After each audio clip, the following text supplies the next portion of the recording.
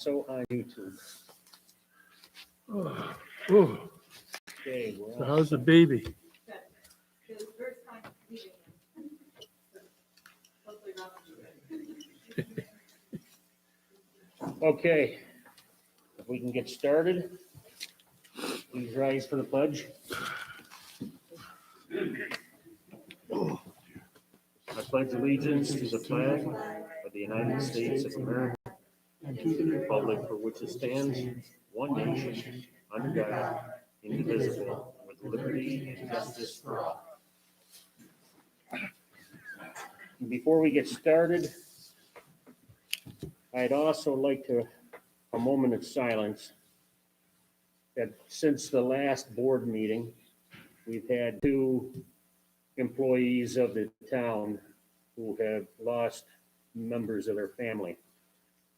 Shelley Dale Hall's father passed away, Jerry Dale, and Lee Preston's sister-in-law, Ann, has passed away since the last time. So if we could please have a moment of silence for these folks.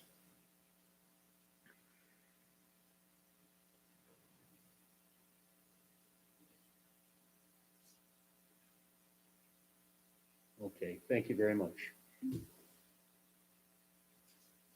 Okay. First thing before we get to the bills, we did receive the final payment for Surgy, which is Water District 9. Their final payment in the amount of 40, where is it?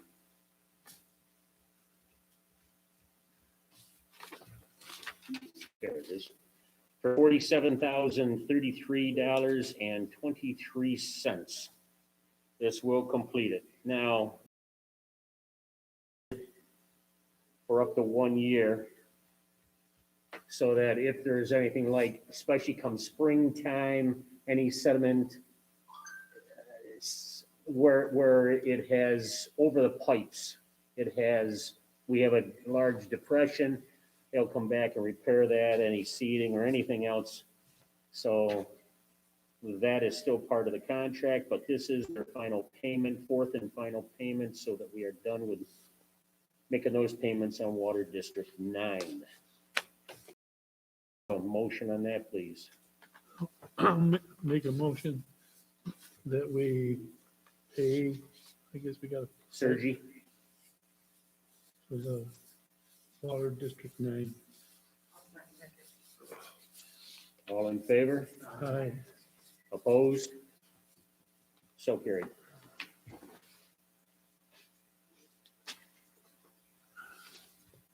Okay. Who is present? Do we have Dale? Do we have Lance? Oh, okay, I'm sorry. Yes, since we're doing this electronically, those members that are present here at this time are Tom McCabe, Margaret Swan, Carrie Richardson, Lynn Hill, Maureen Beach, and myself, Sean Pogue. Lance, Mark, are you on the line? Yes, I am. Thank you, sir. Dale Brooks, are you on? Present. Excellent. Okay, thank you. Sean, you also have Dwight Kaniak on the line. Excellent. Thank you, sir. Yep.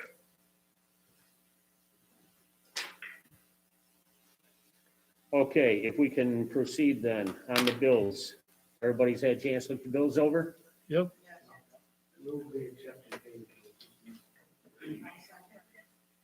All in favor?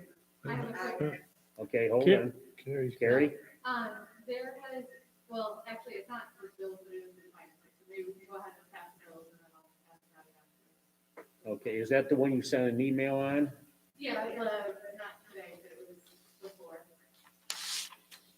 I was just seeing to make sure that it went through. It was just a question as to,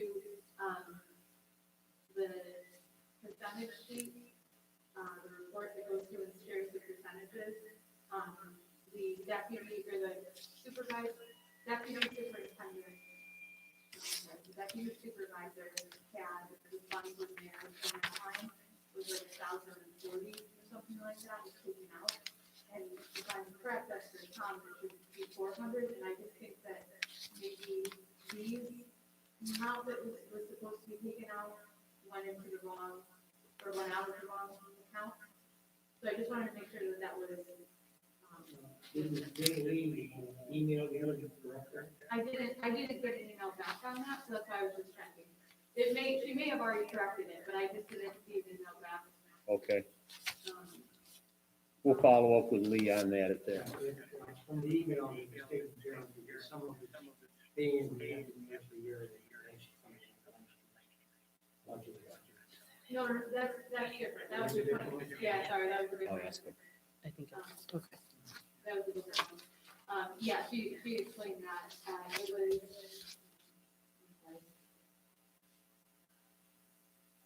You might have this for beforehand. It was the financial report that she sent out, if I'm right, the personal email first, and then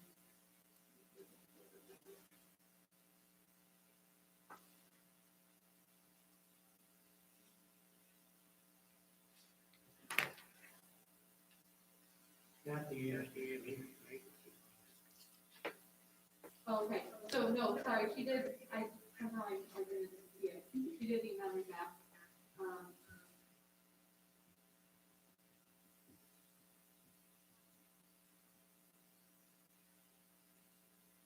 Okay. All right, I'll talk with you about it afterwards, because it's not to your bill, I'm sorry. Okay, then, once again, on the bills. Anybody make a motion? John, It's on it, or, yeah. Yeah, that's okay. Margaret, second, all in favor? Aye. Opposed? So carried. Minutes from January 13. Everybody have a chance to read them over? The heck was that? I don't know. It sounded like- Oh, Yeah, snowmobile it sounded outside, like it was okay. outside. Okay. So I hear a motion on the minutes then from January 13. Make the motion to accept the I'll second All in favor? it. Aye. Opposed? So carried. Before you get started, under, I don't know if we put this under old business or new business, but Maureen, the justice thing that we have to do. Yes, thank you. Yes, that should be, thank you, Tom. That should be on the calendar or on the agenda. Real quick before we move to that, sir, what's your name again back there? Jerry Menzie. Okay, thank you. And for those wondering who Jerry Menzie is, he's the one that is videotaping these proceedings.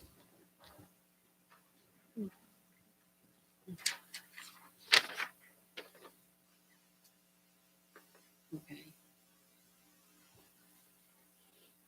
Okay, this, you can just make note that you've received this letter from the court and that we have Lynn Hill is the one that will be doing the books.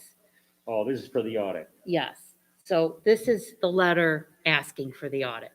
So it doesn't have to be any resolution or anything, you're just saying that, yes, you've accepted the letter, and that you know that, you're telling Lynn that, okay, the books are to be audited, but he knows that. Okay, and we go through this every year where we have to have our court records audited and then a report is sent to Albany. Okay, so we have received the letter. We're all aware of that. Lynn, you got to make an appointment to meet up with Maureen to get the books. Okay, excellent. Thank you very much. You want that? To remember? If you want that. I'll put it right in here. then. Yeah. Thank you, thank It's a you. Good thing you did. Yep, good thing you did, Tom.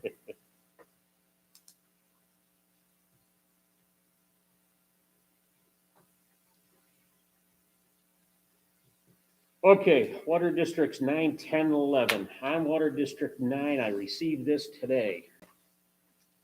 Whereas the town of Berry developed the budget for Water District Number 9 project based on an estimate for the net interest expense, and whereas the actual cost was higher than this estimate, be it resolved, the town board hereby authorizes an increase of $5,403.35 in the budget line for the net interest expense, with a corresponding decrease in the contingency. I received this, I sent it on to Shelby, so she was aware of it, and to Lee as well. This is to cover the expenses on Water District 9. Like I said, I just received it today. This is so we can pay off the bills. I'll be happy when we finally finish the last of the bills on Water District 9. So what I need is a motion on that to make the transfer of funds. Yeah, I believe we transferred the funds and then we transferred them from. They will be transferred from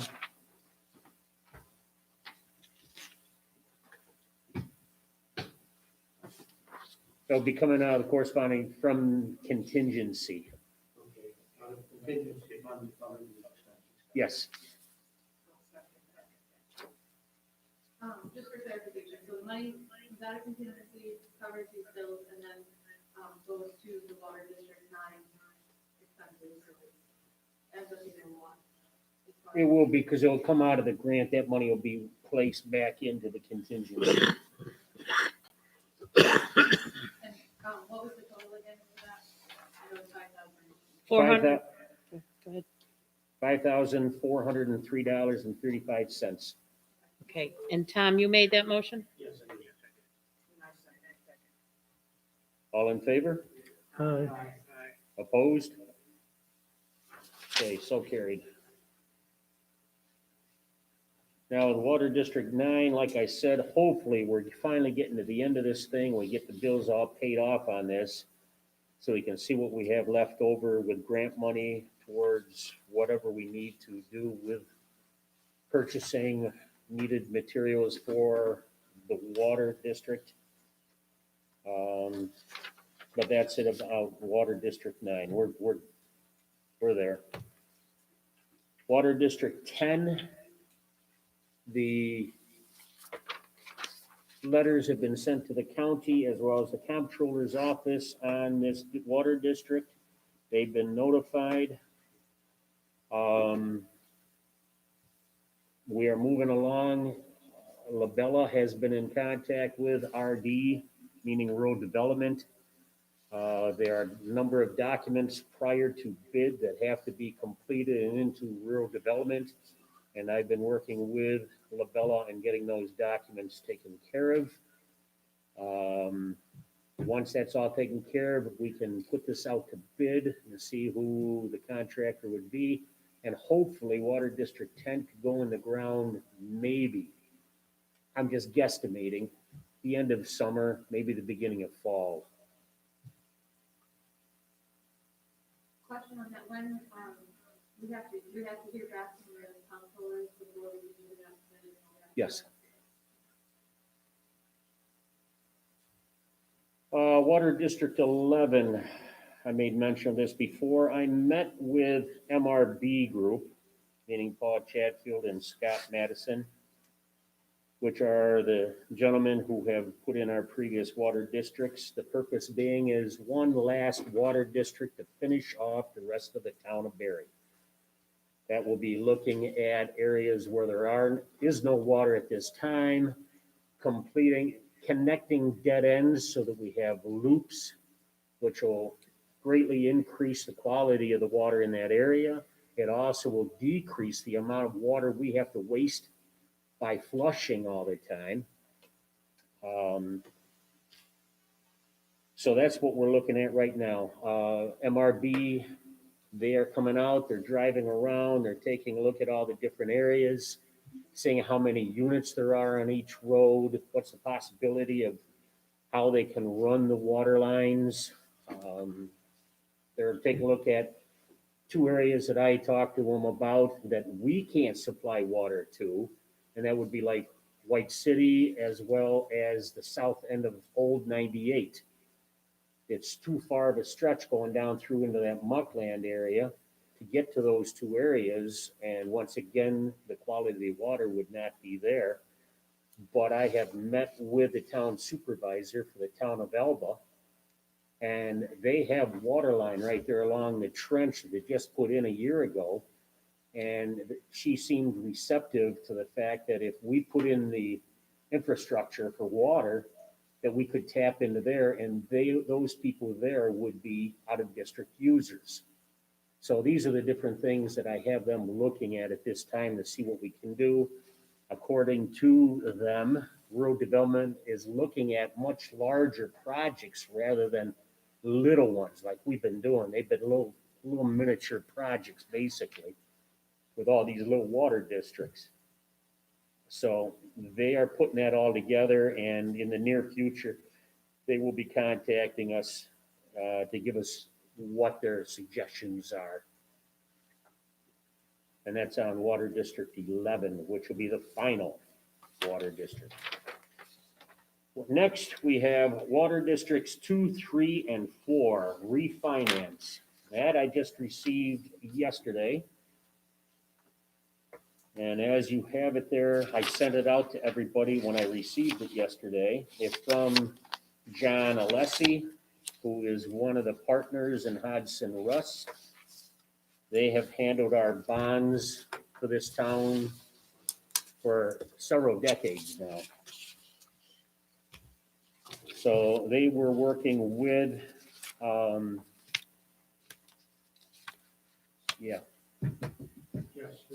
Jeff Smith from, what finance, Municipal Solutions.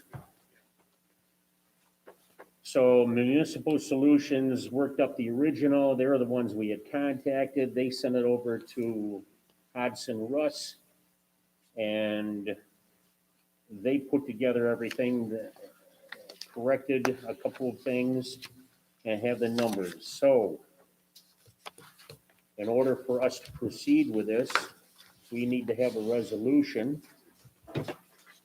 And he gave us I think it's a 4-page resolution with all the whereases and section numbers. Hopefully you've read them over. Basically, it's nothing different than just a formality.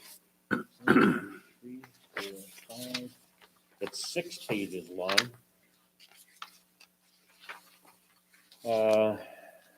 And it talks about each. The reason for that is because it talks about Water District 2.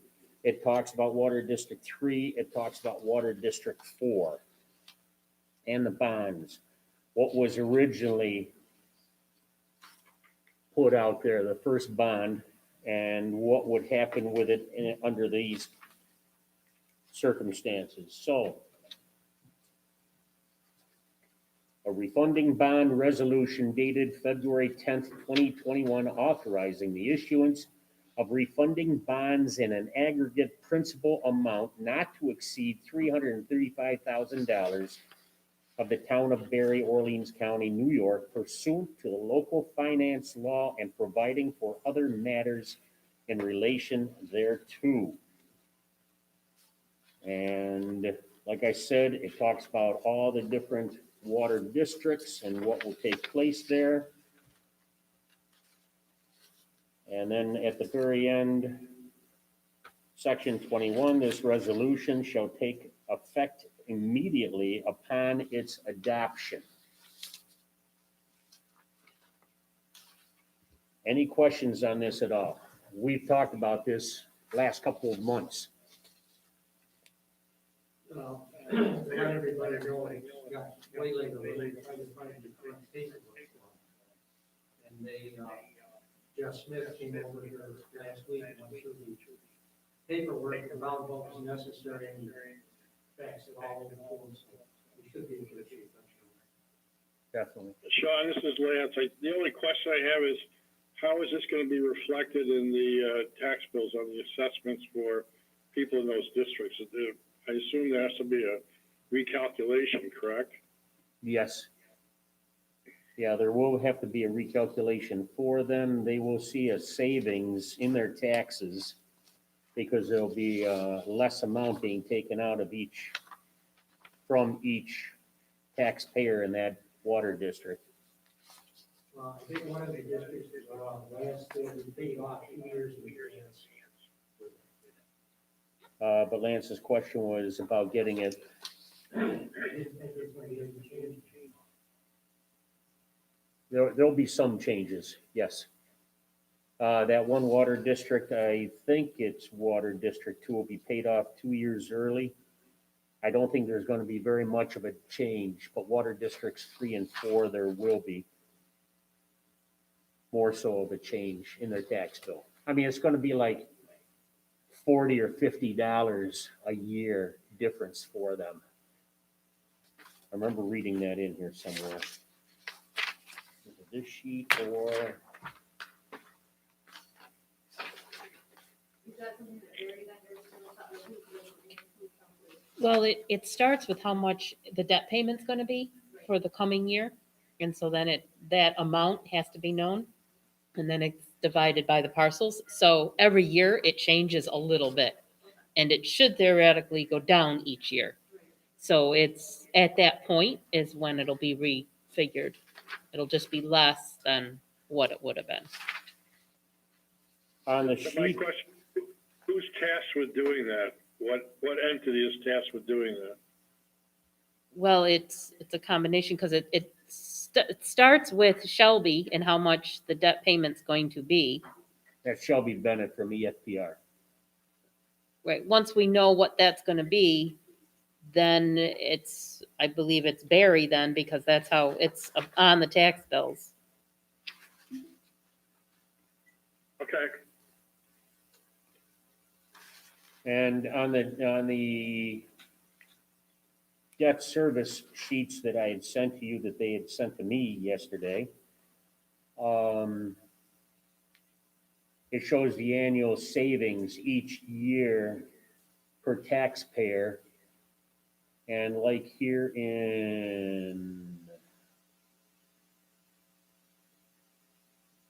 Water District 2, it's $19.56 first year, $4.50 following year, $13.11. It's not a great amount, but they do have a tax savings. And then, like we said, it will be paid off a few years prior to when it should have been paid off. So, you know, instead of having a couple more years of several $100s added to their tax bill, they're going to have $0 because of the water levy.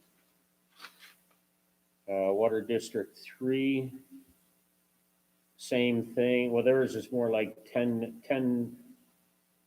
to $14. And Water District 4 ranges anywhere from like $5 to $20. It varies each year. Can you just share with everybody who's listening or on what the total amount to the resident savings for those water districts are, just looking to, that it really is a fiscally responsible thing for the money? So the overall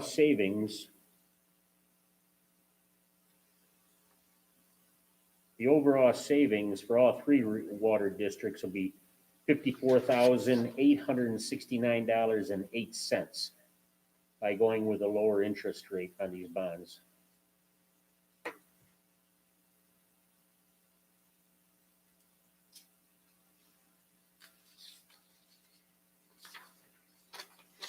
So that'll save overall everybody in those water districts. I'll need those I sent you them. on the email. Yeah. Okay. Okay, so if I could hear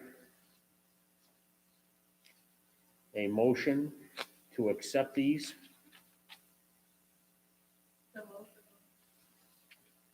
I'll second that. all in favor? Aye. Opposed? So carried. Maureen, I will give this one to you because I also corrected, we need to have this second or filled out here. But you got it electronically, but also it shows where the corrections, Okay, okay? so make the corrections and then Yes, sign both. Okay. as John had requested. So I'll give that one to Okay. you so you have it.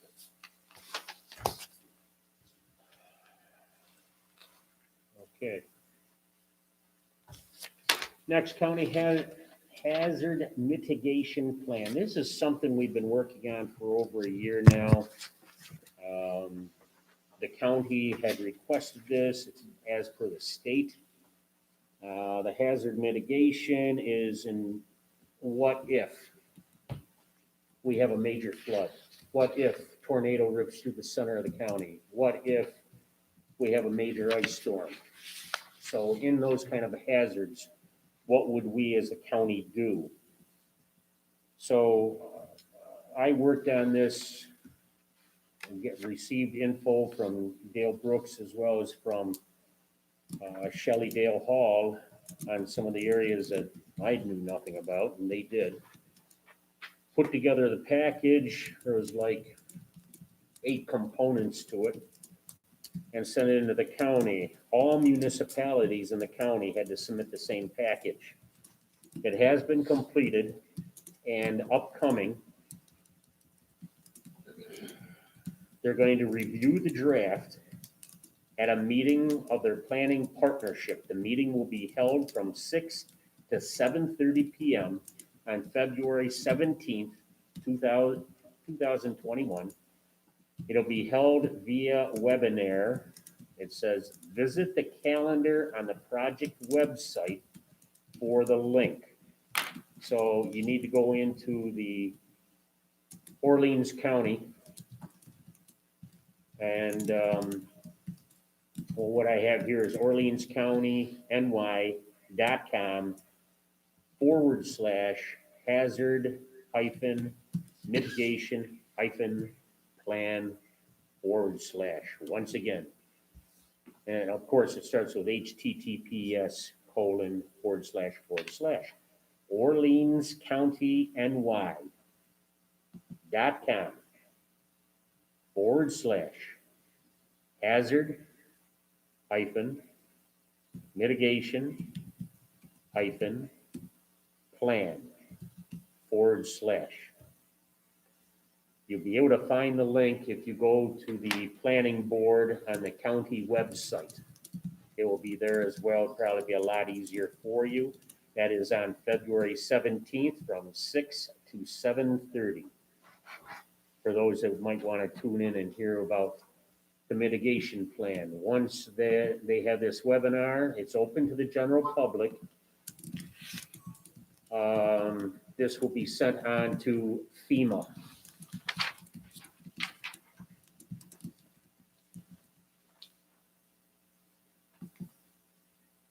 Okay.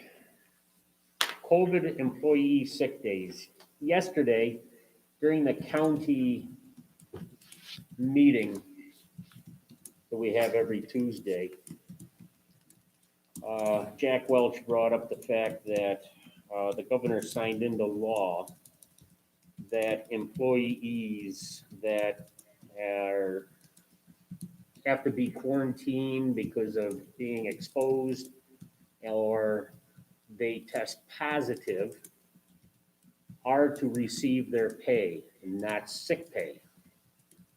How we go about that is our own prerogative. Now, according to the state, that's up to a maximum 3 times per person. So let's say Sean Pogue gets exposed, I'm home for 10 days, I get my regular pay. I test positive, I'm home for 10 days, I get my regular pay. I get a 3rd time I test positive, I get my regular pay. Strike 4, you're done. So what I would like to see here, this is me speaking, that for the COVID employee sick days, or I shouldn't use the word sick days, I guess, but what we would have or request is that when they test positive, that we receive a letter of verification from the county pointing out that they have tested positive, and therefore we will give them their regular pay, not deduct sick days from them. So that's what I would like to see. That's me speaking once again, like I said, open to discussion. So one of the things that, also, if they, have to quarantine because of contact, that the same thing that we receive a letter from the health department saying that that is the scenario. You know, if you get in contact, if they do, what is it, a If you are trace? contact traced, that information goes to the state. And the state is supposed to send you, when you're released, an email that says you were contact traced, that you were quarantined.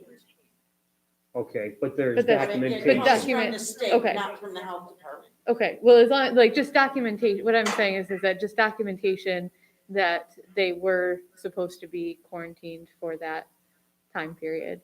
Yeah, and I'm, like I said, I'm just looking for documentation just to verify it, Right. and that's all I've requested. Is that, I just want to make sure that I understand this right. It's a maximum of 3 times per year, or just maximum of 3 times? Just said 3 times, Okay. period. According to what Jack said, it was just 3 times, period. Okay. And the way he put it, first time could be because of contact, but then he said this, the second and the third time, testing positive.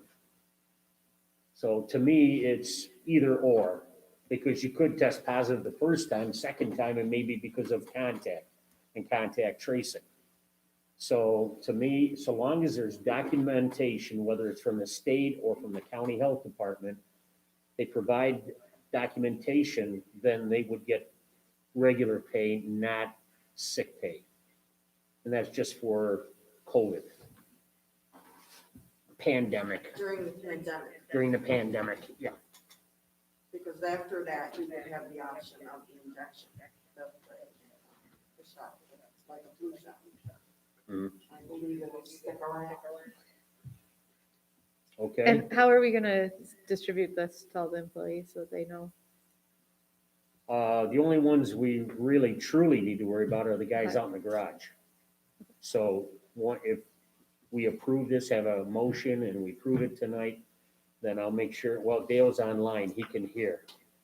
And Dale can spread the word to the other guys. Do we want to just have it in writing, just so that they can't say, oh, well, I never, you know what I mean? Just like, Yeah. even like an email, something that's traceable, so that then it's like, it can't be, well, I didn't hear, you know.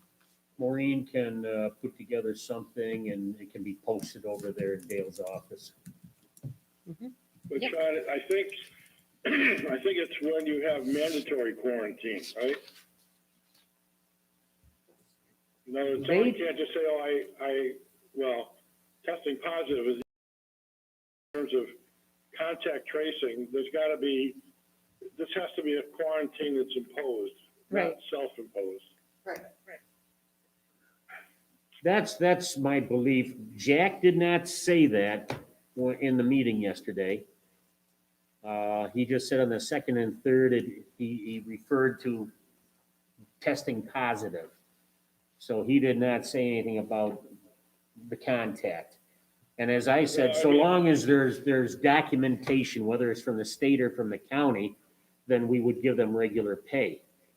Not where, if there's a possibility you came in contact with somebody, you might have it, you self-impose, the county doesn't know anything about it, nor the state.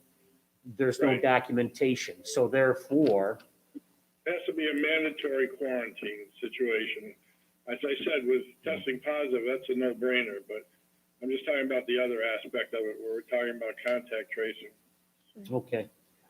We'll put that in there about mandatory. Okay, we can work on the wording. Yeah. Okay.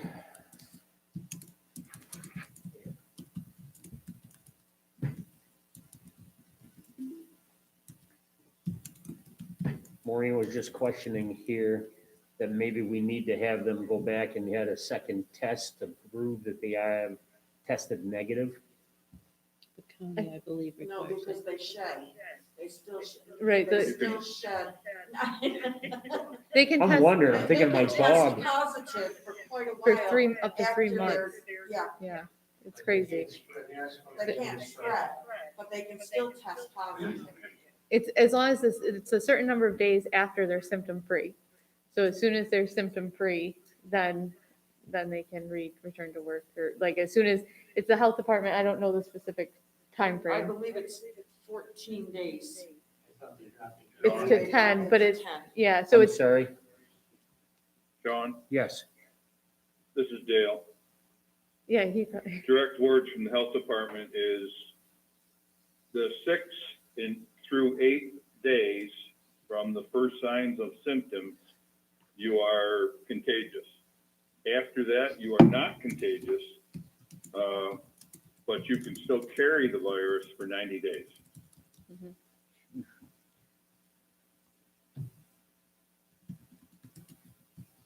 I wonder if that's true of the new variants though.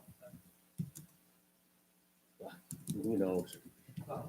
Why don't you, Sean, you can give Jack a call and clarification on some of this. But how about, well, like I said, for verification, they need to have positive verification. But get the wording so that, We know what their county is. I'll write Jack tomorrow.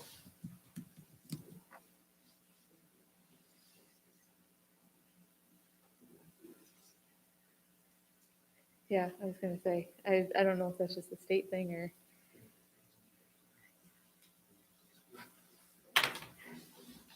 Okay, but do we have a motion then for us? For the verification, positive verification that they have tested positive or that they are mandatory quarantine? Do I hear a second on that? I'll second. Then all in favor? Aye. Opposed? Okay, so carried.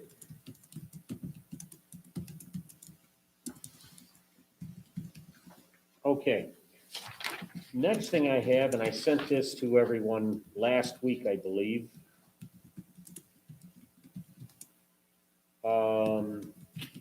Has to do with, once again, we come back, as we just had with water districts 2, 3, and 4. You have seen John Alessi's name on there from Hodgson Russ.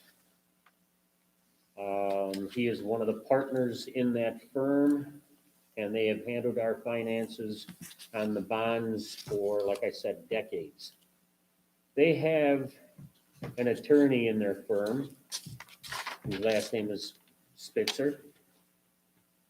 And the Orleans Solar Project that is planned, or that they're planning on, if everything goes well, would be down the southwest corner of Barry and in the southeast corner of Shelby.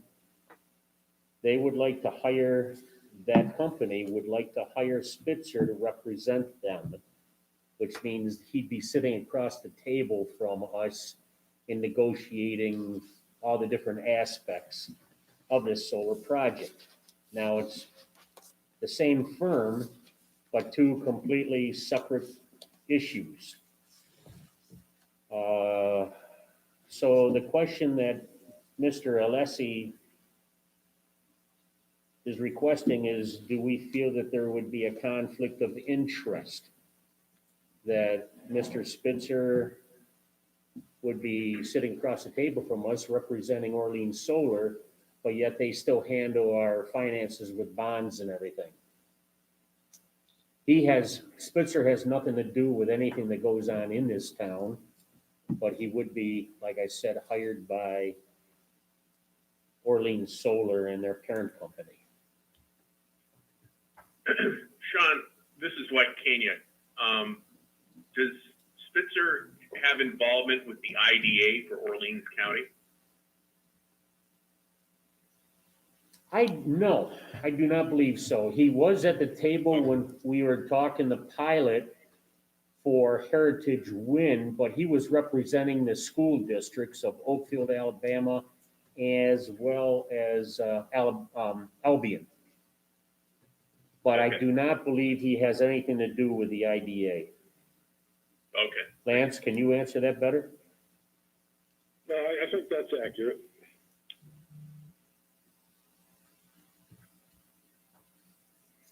So If, just like, if we said that we did feel like it was a conflict, what would we have to go find a different, they would have to Bond find another counsel, attorney, yes. or the solar would have to find another attorney? The solar company would have to find another attorney.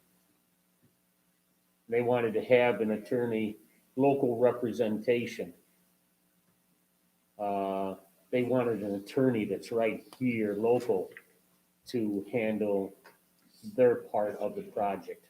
So, so you're saying though that then with the 94C project, that there would be no HCA or pilot discussions, that he wouldn't be involved in that? Oh, yes, there will be. So He would be, he'd be involved, but he's representing them at the table. right, to the IDA, which would be, right, like the IDA is who facilitates Yes, that conversation, so he Yes. would be, he would be at the table, but he would be there as representing the solar company. He's not representing IDA, he's not representing the town of Barry or the town of Shelby. He's there solely just for the solar project. That company. okay. And would the other people in that same firm, would they be representing us at the same table? No. No, our representation at the table for 94C with Orleans Solar is Dwight Cognac here from, Kenoff Shaw, as well as Kathy Spencer from Labella and Lance Mark.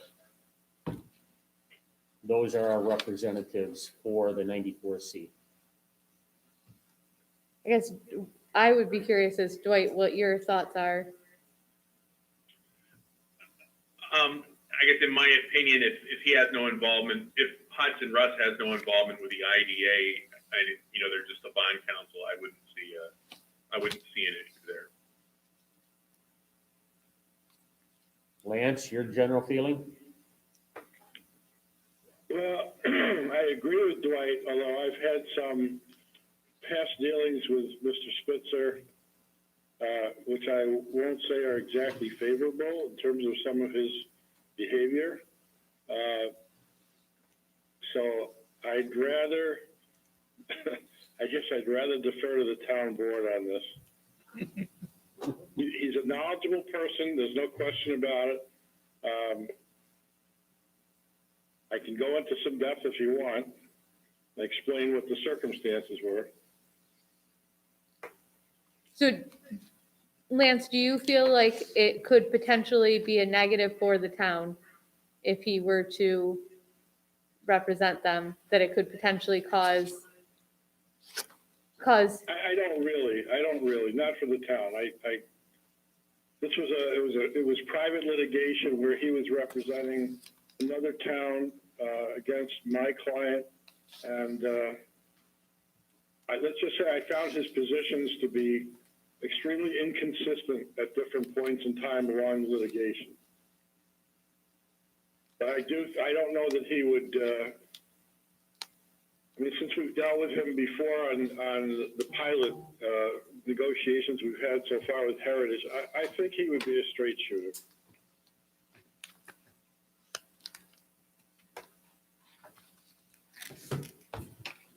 Any other? And I guess this is Dwight again. I think I've had some experience with Mr. Spitzer where he's represented developers. Because Hudson Russ smaller projects in Southern Tier. I have found him to be fine to deal with.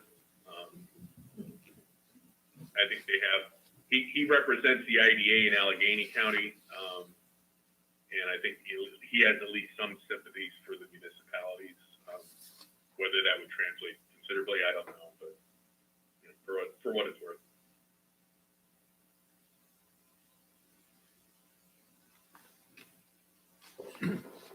Well, if these two people don't think there's gonna be a problem, I don't see why not. Isn't this part of the The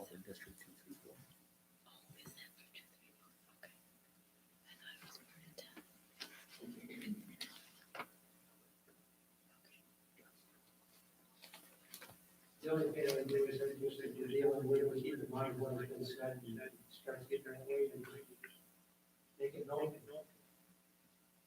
But if we sign this waiver, then it takes away, like, we can't complain about it after the fact, right? Like, we can't say that, you know, if something The happens. concern, the concern isn't so much, do we want to have them at the table for Orleans Solar?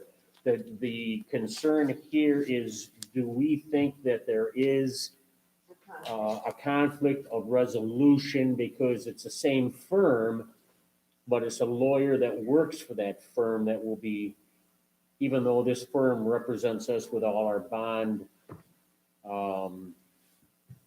Right, if there will be conflicts where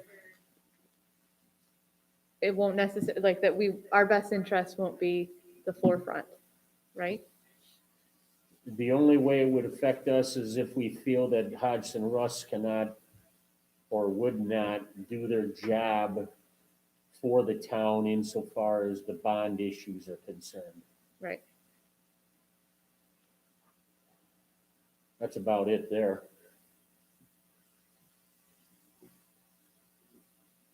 Like I said, it's two separate entities altogether, just under the same umbrella.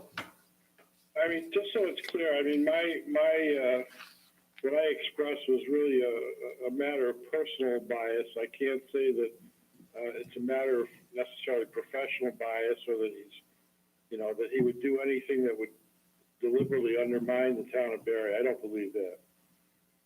And in the waiver, it would say like that, you know, he's kind of shielded from our, like, there's not going to be cross information. He's not going to be sitting at a table discussing our bonds and then going and, you know, that it will be like that, that's clear in it will be a separate component altogether, that there won't be knowledge of the bond project by Spitzer.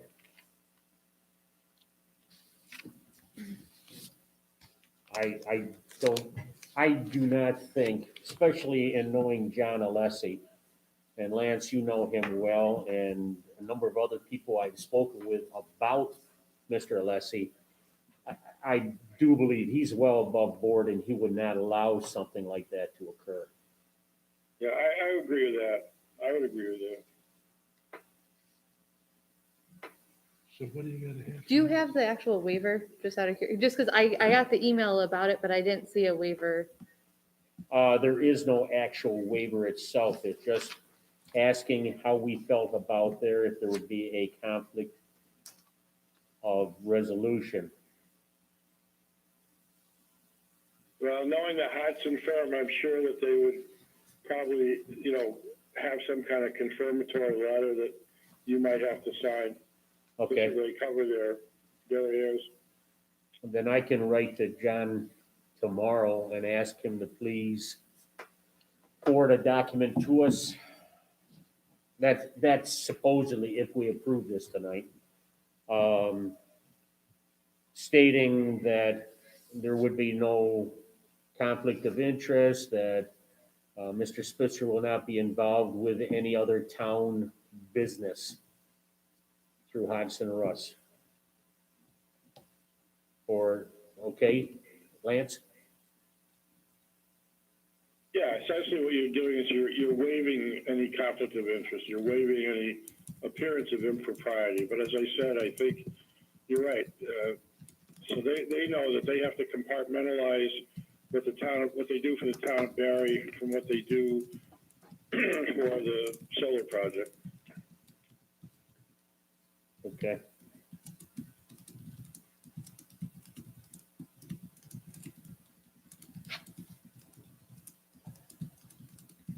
Okay, so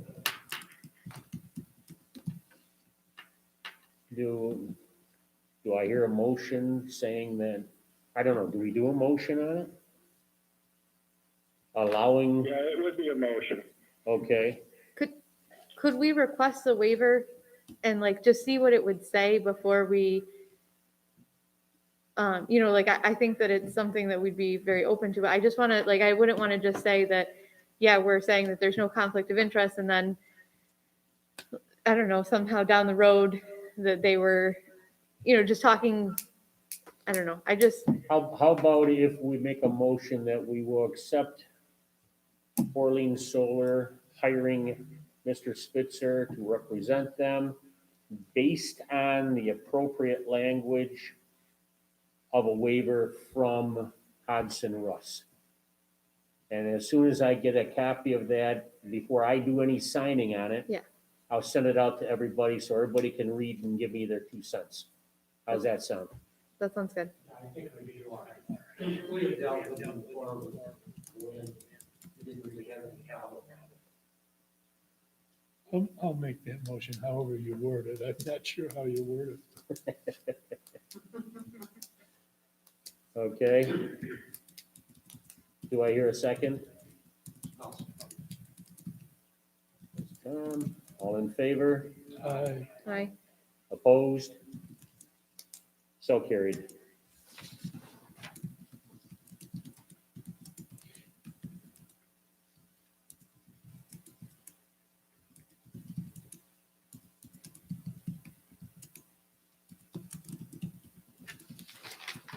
Okay. Next, COVA. Tom has been attending the meetings, because I've been out of town here, so I have not been able to attend them with him. So at the last meeting, Tom said that there were 3 options that came up, and that is in trying to keep an ambulance service here in central Orleans County. So Tom, if you could please let us know what the story is. All right, sometime last year, over contacted the towns and the ambulance services they have, stating that they were looking for some financial help, because, weren't getting the revenues and needed an operation. So instead of doing it individually on each town, we formed a committee with 4 towns, which is Albion, Erie, Carlton, and Yates. So we have, we've met 3 or 4 times to go over things and trying to look at all options. We had COLA come in, give us an overview of what they were looking for. And then looking somewhat for a contract with the municipalities where we would be able to financially help them in some ways.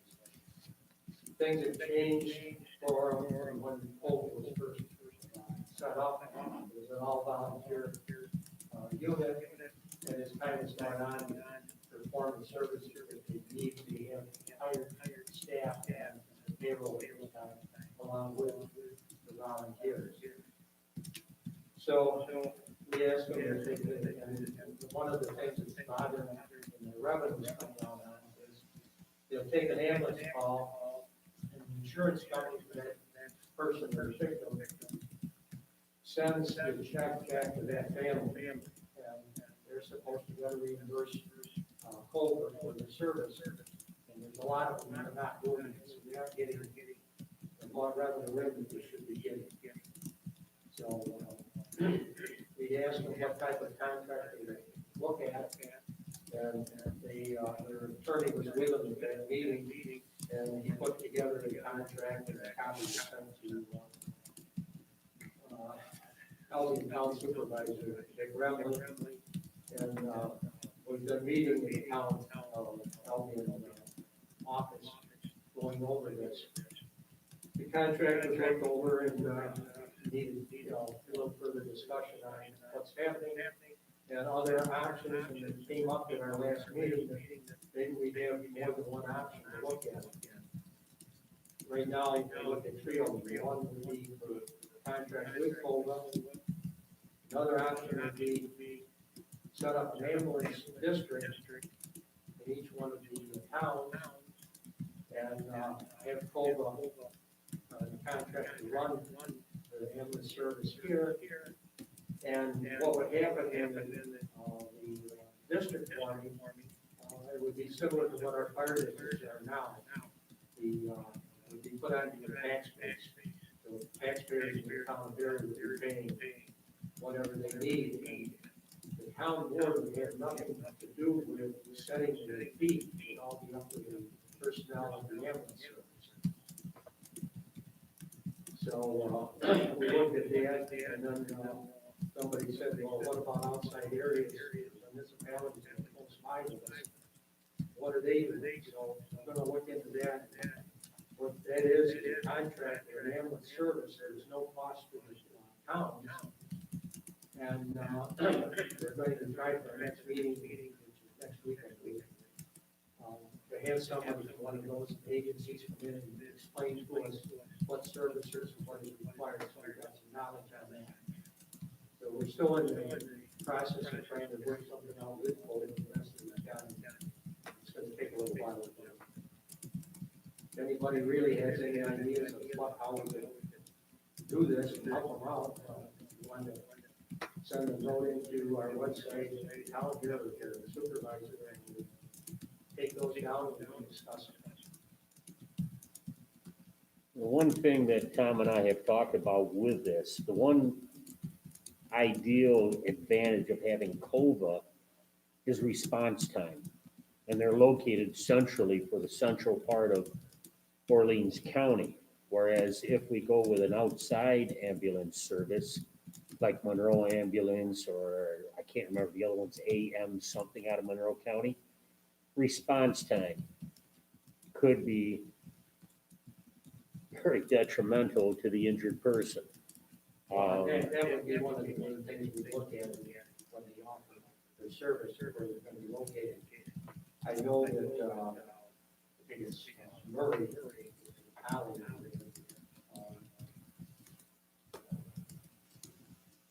the ambulance service. Well, Monroe, sorry.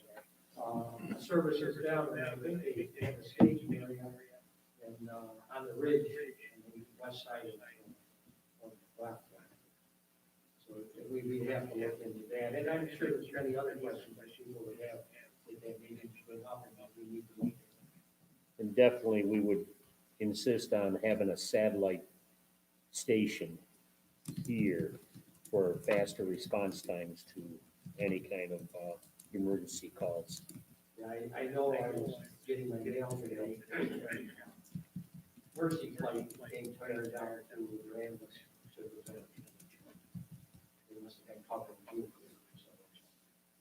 If they were to set up like your third party and do it that way in Texas, would it depend on the number of calls that they have in our area?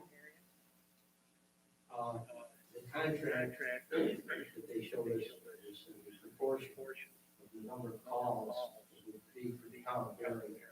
We would pay X number of dollars for the service, Ellen would pay something else. And, so if you do that, I'm sure that you're getting all back into the percentage of service here. And don't have exact figures on it. I've got a copy of the contract if anybody wants to look at it. And based on those numbers from previous meetings that we had, of the 4 municipalities, we've had the least number of calls out of all 4 municipalities. So our percentage would be lower, but it's still a big chunk of change. And the other thing is, we have no control over how much they put thousand out on your tax. They can change that every year.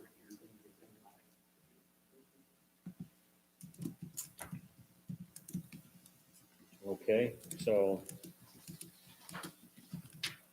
you got some idea what's going on there with COVA. They're sinking right now, but I don't see where we're going to be financially having to support them, which I wish we could do something for them, but I don't see giving them thousands and thousands of dollars. Whether it's us, the town directly, or us as taxpayers. Okay, next. As you all know, we did, and I did scan this and send you copies of it. And that is at the County Planning Board. The Orleans County Planning Board held an official meeting on January 28th, 2021, At that time, the county planning board completed its review of the above captioned zoning referral and voted its approval. The county planning board report is enclosed. Your town board is free to take final action either to approve or disapprove this proposal. In either case, the zoning enabling laws require that you notify the county planning board in writing within 30 days of your board's decision. A notice of final action form is enclosed for that purpose. So the county planning board did, their recommendation is approval. So what we sent them, they approved. Their comments, the law imposes many technical requirements, which is not necessarily unexpected or surprising in light of the potential impacts that WECS can have upon the community. At the same time, it would not be unusual for further changes to be discussed over time, some of which may be enacted and others not. It is often useful to think of land use policy making as the pursuit of perfection without ever realizing it. Since the proposed law is a policy-making endeavor, the county planning board routinely defers to the will of the local governing body. Lastly, the town fairly acknowledges in its inconsistency section that New York State may preempt this law pursuant to Article 10 of New York State Public Service Law and Section 94C of the New York State Executive Law. In fact, the case could be made that the latter is even more hostile than Article 10 to the long-standing principle of home rule in land use regulation. Okay, so basically, they have asked us, notice of final action, zoning referral, request for amendment to zoning text, proposed wind law revision. They have approved what we have sent them. And what we need to do then is make a recommendation whether we agree or we overrule the planning board recommendation. Can I ask some questions quick before we get too much farther? Go ahead. In the referral, there was a clean version and a highlighted version of our proposed wind law. And the highlighted version had different colors in it. Was there anything shared about what those colors represented, or was it just sent as is? No, just sent as is, and it was just to catch their attention as to changes that have been made to the law versus the original one. Okay, so I reviewed that because it was sent, you sent it to us on Monday, and the meeting was on Thursday. And there were the two different wind resolutions, or the proposed wind laws, they were different. The highlighted version and the clean copy were not the same law. They were actually different law. Like there was amendments, there were changes made to the highlighted one that weren't incorporated into the final version.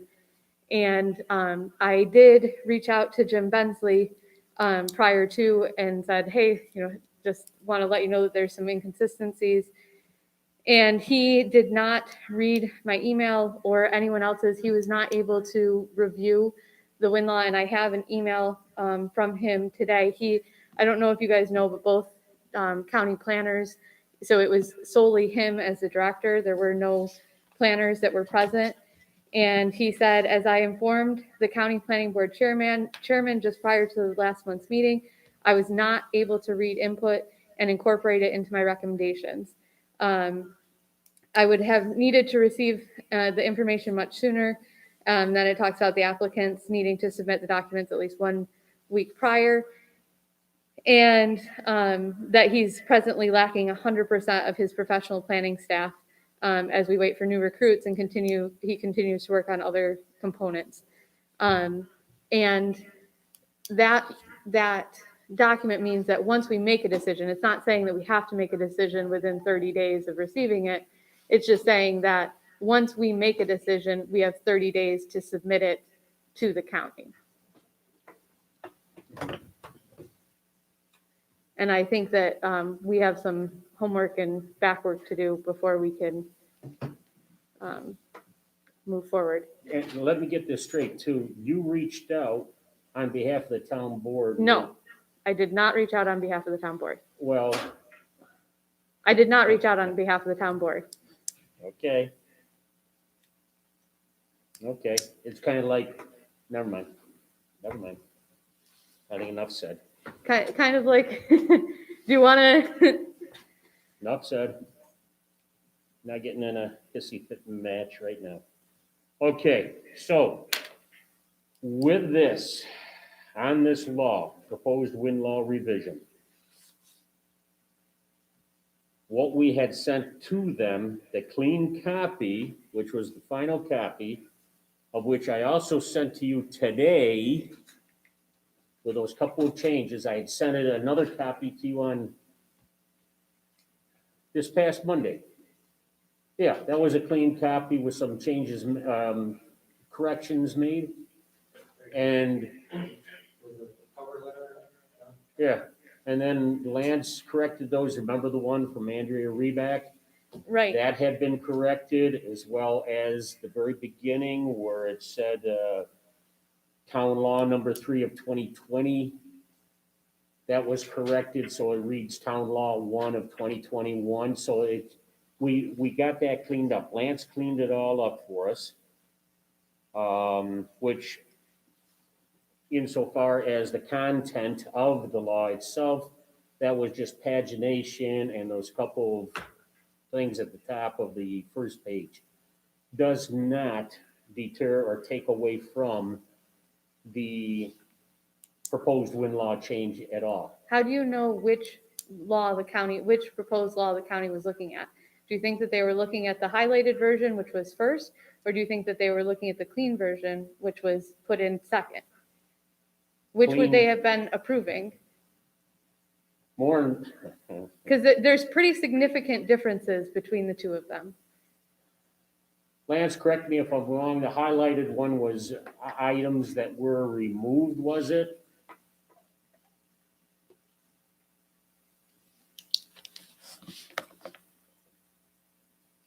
Okay, Lance must have taken a little walk real quick.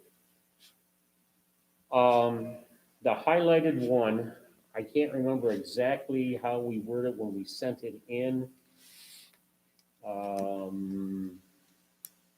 Because I sent everything. I had Lee send it, the whole package. It was a big package.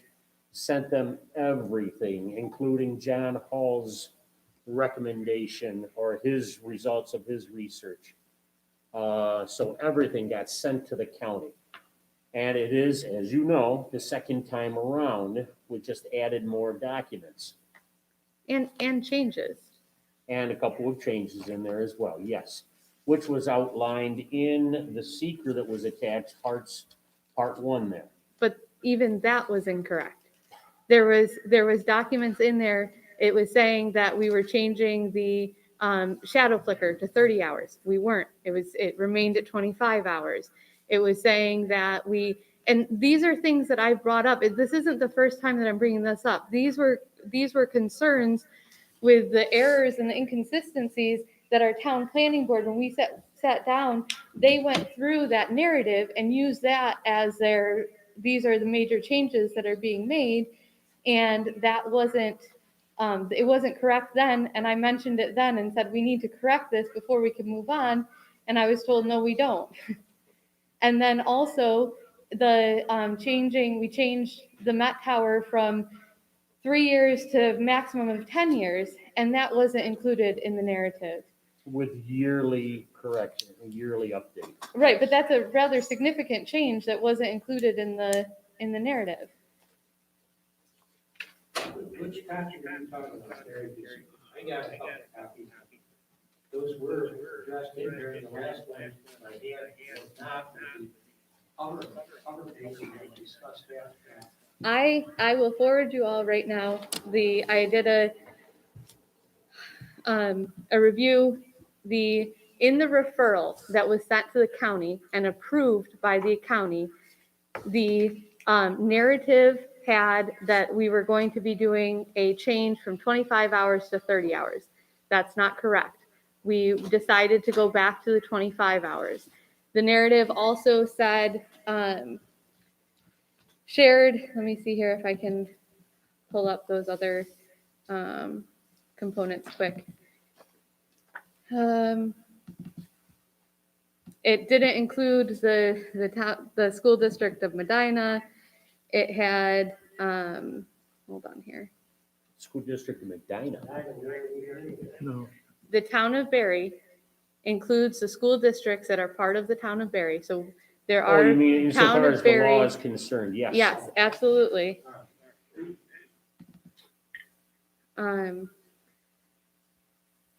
Okay.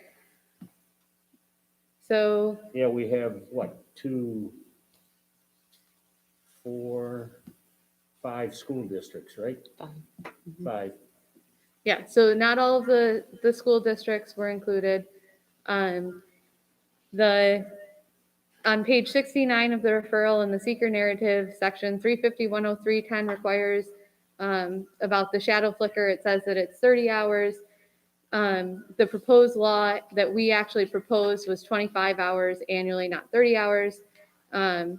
It's contradictory. The narrative is contradictory to what's being put out. The omission of the temporary Met Tower information, section 350-109 was not included in secret narrative as being proposed, which is the inconsistency section that Mr. Bensley did review. And then, let's see here. And then the other component is that there were 2 different versions of the wind law that was sent in. So the top version has components like the setbacks are different in the top version compared to the first version, the highlighted version compared to the second version. Well, I'm sorry that if the county put their rubber stamp of approval on this, and they did not do their due diligence, where they could have gone through and did the same thing you have done. And what I have done in the past, where I've sat with 2 different ones and I've gone page by page and looked at them, then I'm sorry that they didn't do that.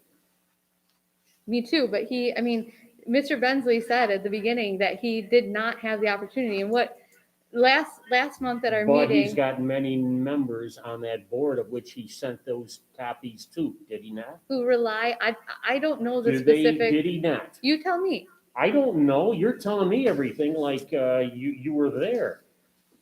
So my I did question attend, is, if he sent it out to all his board members so they could take a look at it, they should have done their due diligence as well. Or you're saying that everybody on that board doesn't look at any stuff and they just, we agree with you, Jim. You can ask them that. I'm not them, and I'm not going to speak on their behalf. I know that there are times when we get inundated with a lot of information, and I don't know if everyone on this town board is able to review everything as thoroughly as we would like to, just as, as he is openly admitting that he wasn't able to review everything like he would like to. And in his email, and I think that, I know, Lance, last month you mentioned about your concern for an Article 78. And I realized after the fact that maybe everyone isn't familiar with what that means and what that would mean for our town. Could you explain that? Well, an Article 78 is a proceeding where they would attempt to nullify the town board action, assuming the town board passes the amendments, and they would claim that there was the result was arbitrary and capricious, or the result of something unlawful. Anybody can bring an Article 7. I shouldn't say anybody, but anybody who feels that they're aggrieved. But from my standpoint, the county planning board had it. They considered it, and their recommendation is their recommendation.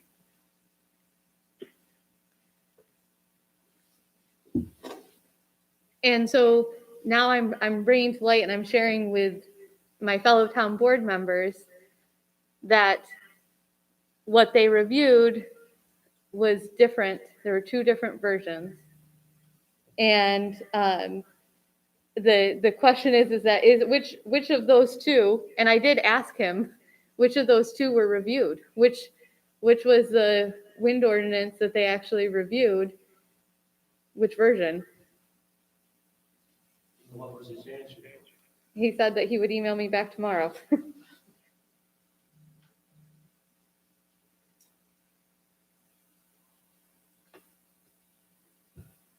Okay.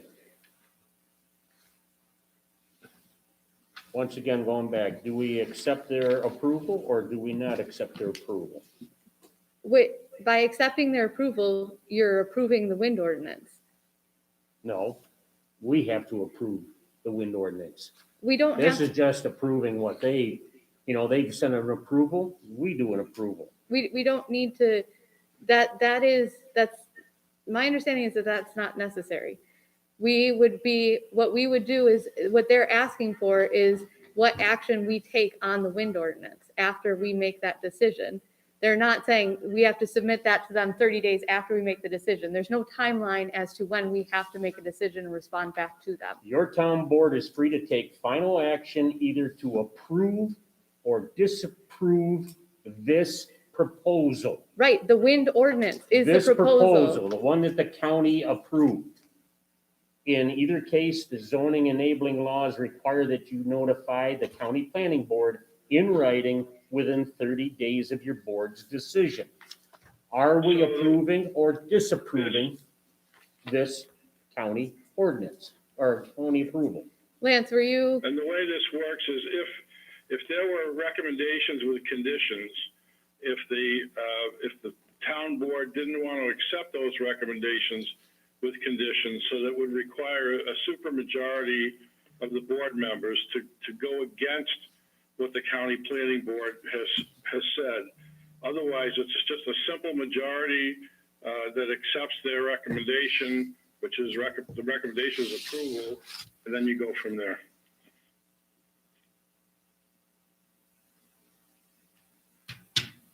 I personally don't think that we can approve it because we don't know which approval it's for. We don't know if it's for the first version or the second version that was sent to them. Or from the first time it was sent to them or the second time it was sent to them?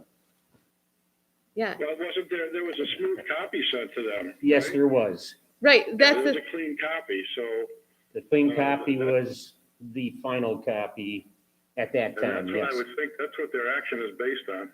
you know that for sure. Because if we submitted to a highlighted, I mean, my understanding would be a highlighted version would be the changes that were made, that there should be two of the same exact copies. One is the one saying that these are the changes that have been made, highlighting them so that it's easier to look through and identify those changes. And one is the clean version that is the same thing. There should not be differences between those two that were submitted. That's on us. Well, first of all I know is there was a highlighted copy of the proposed wind law. To my knowledge, it contained all the changes that went into the smooth copy. And if the county planning board had any question about that, they could have certainly come back to the town and said, we question this. We don't think we have, the full documentation that we need in order to act on it, but they did. Unless they didn't have the time or the resources, as Jim stated at the beginning of that meeting in person that I believe you were both listening in on, and also that he reiterated in his email to me that he did not have the opportunity. So if you don't have a lot of time, you're probably going to look at the highlighted version, but the reality is we don't know. And they could have No, tabled the it just reality as, is they took the action and They approved it. That's the they can't take reality. it. yes. Everything else is basically anecdotal and something that somebody said that may or may not have even been authorized by the county planning board to say. Lance, so they took a action on a document. So you can say that this will stand up if an Article 78 or if a lawsuit is brought up against our town or against us as individual town board members in regards to this referral that was submitted, that you can say that it's going to be clear cut. There's going to be a clear cut answer on that that's going to be in the town's interest.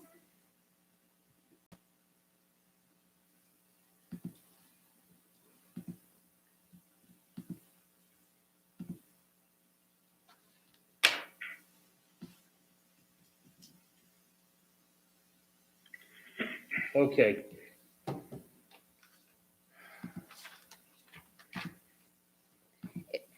What I would like to hear then is, will we have a resolution on this? A motion, I mean. I move to disapprove the county's proposed wind law changes approval letter because there were two different wind ordinance proposed to them. And you're saying that they did not do their due diligence. I'm saying that we don't know which, if you're asking for a motion, we don't know which of those versions they were looking at. Is there a second on Carrie's motion?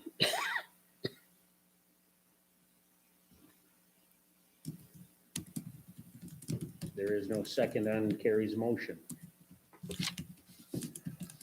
We can make another motion?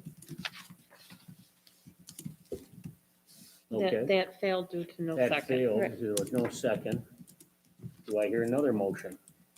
I'll make a motion that we accept the county's recommendation. Do I hear a second on that? Margaret, second. All in favor? Opposed? Aye. So carried.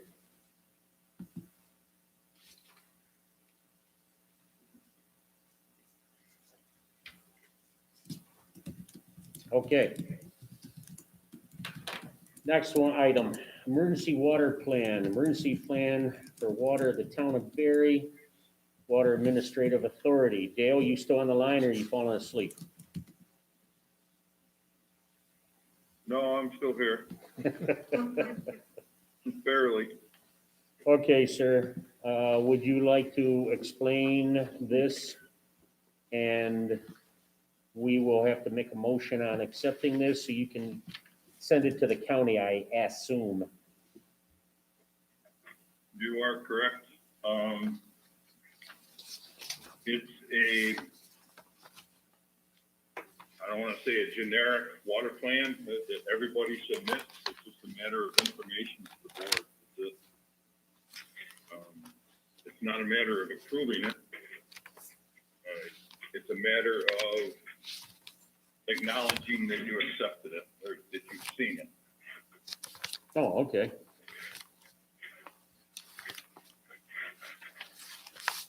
And this Dale had given to me back at the last board meeting, which I did not feel that everybody had a sufficient time to look at it, but I mailed it out to all the board members and asked you to look it over. So you've had it for about a month.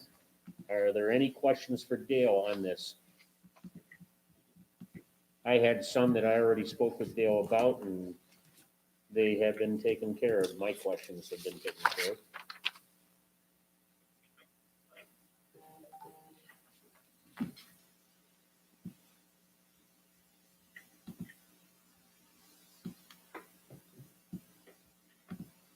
Okay, then none being asked of Dale, then basically, yes, we have received this from Dale, and there are no questions to it. So Dale, you've done an awesome job. Wow. That don't sound so bad. We'll have to find other projects for you. No, I got enough. Okay, sir. Right? You got your hand up like, Yeah, we need the motion on it in a second. oh, Dale said we didn't need one, really. No, We need a Well, motion saying that we have that it's been received submit, this. correct. Okay, You are accepting the submission of the emergency water plan. okay. That's going on record saying to the world that you all have seen it. I'll make that motion. Second? In favor? Aye. Aye. Opposed? So carried. Okay. Next. During our workshop, unfortunately, had to get cut short because the planning board had a workshop immediately. Well, an hour and a half after we started our workshop. So we had to cut it short.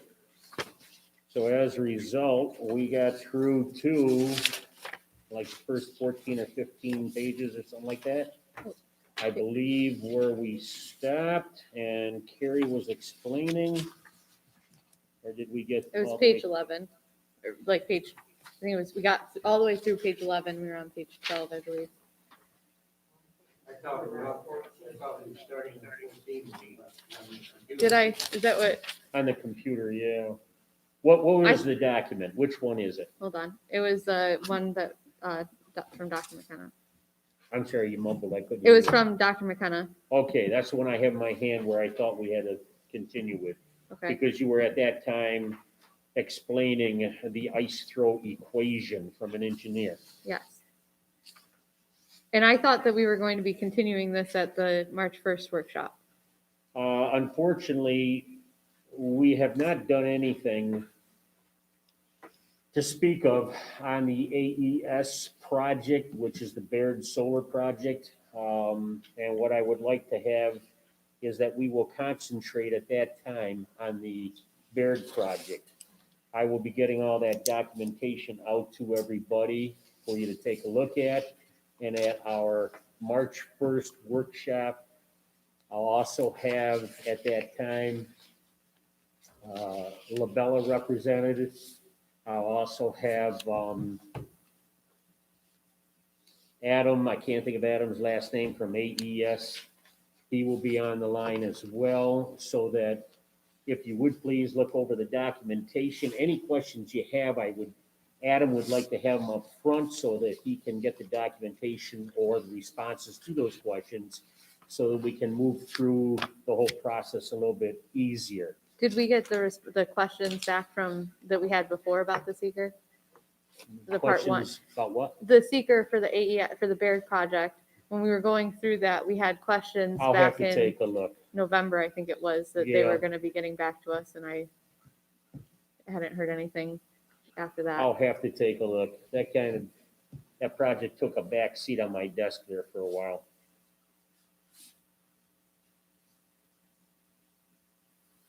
So I'll get all that information out to you. I'll take a look at that part one of the seeker. We also have part 2 and 3 of the seeker that they had produced.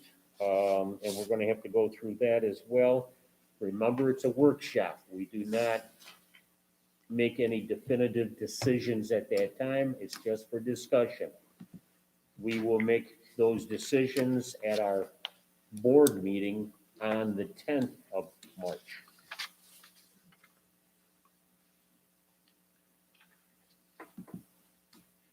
Okay. Now, and thank you, Carrie. I haven't looked at them yet because you sent them just before our board meeting tonight, but your responses to a lot of these comments here, you put your comments or statements in there. So I have not had a chance to take a look at what you had written or where or anything else.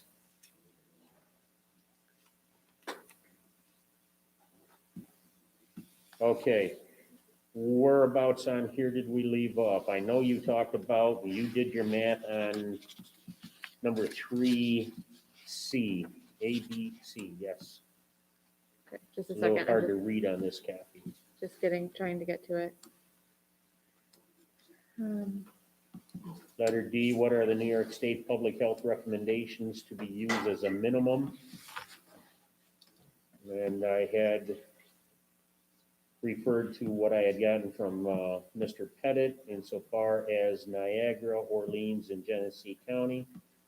Right, okay, so I'm there now, sorry. Yeah, so we had left off that there was, the ice throw equation based on, the a Vesta 5.6 just is used as a point of reference because it'd be 686 feet, I believe. I went through and did the calculations with 162 meter rotor diameter, a hub height of 125 meters, and a wind speed, which is their cutout speed. So this would be, as Sean pointed out, and I agree, the maximum ice throw, supposedly based on this equation from an engineer, and that would be 2,232.5 meters. And if you convert that to feet, it would be 7,324.48 feet. And that would be the maximum. But then I had done calculations. If you looked at a much lower wind speed, I think I chose like 12 or 13 meters per second, and we were still looking out over 3,000 feet for ice throw, which is significantly more than what our current setback is. I question this formula primarily because the wind speed will always be greater than the velocity of the blades. So I really question about the wind speed. What's the relevance of the wind speed? What you want is the speed of the blades themselves. I can see the diameter, I can see the hub height off the ground, because that descent, well, really. The I mean, hub it's not height- my equation. It was an equation that was, Right. I really question this equation altogether, and especially with the distance you're talking about. It really dumbfounds me on that one. um, I'm sure people love that word I used.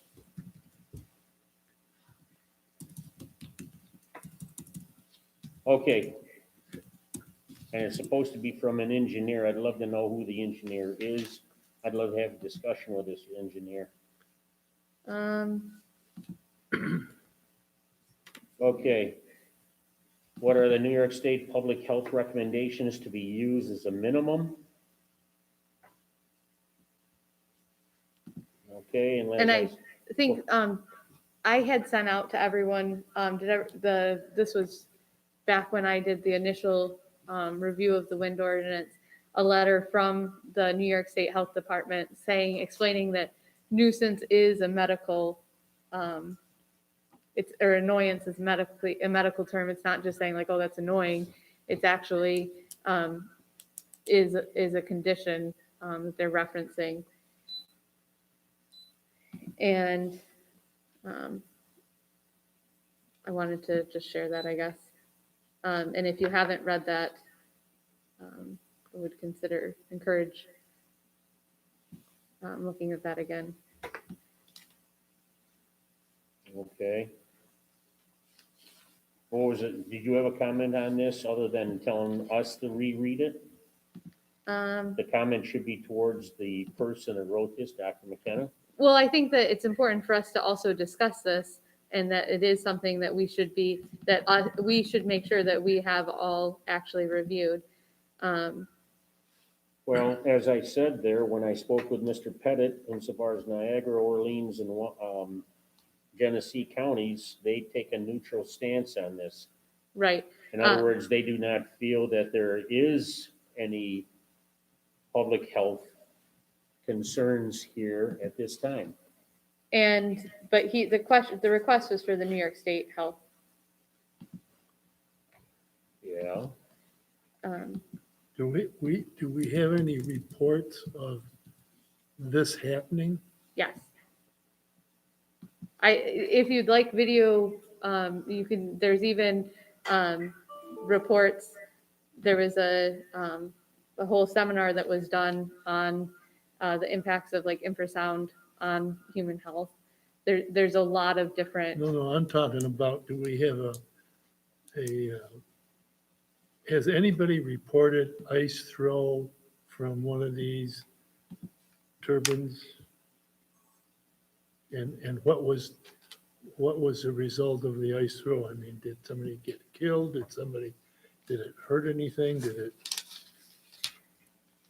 I think you know what I'm saying? Yeah, I get what you're saying. I did a quick Google review of ice throw and wind turbines. I came up numerical modeling of the ice throw from wind turbines by MDPI in February of 2019, modeling of ice throw from DEVA portal from 2015, ice shedding and ice throw from General Electric, who makes turbines, and there are, it has to be an issue because even the companies who create industrial wind turbines are referencing and talking about ice shedding and ice throw. So it's not like it's a non-issue.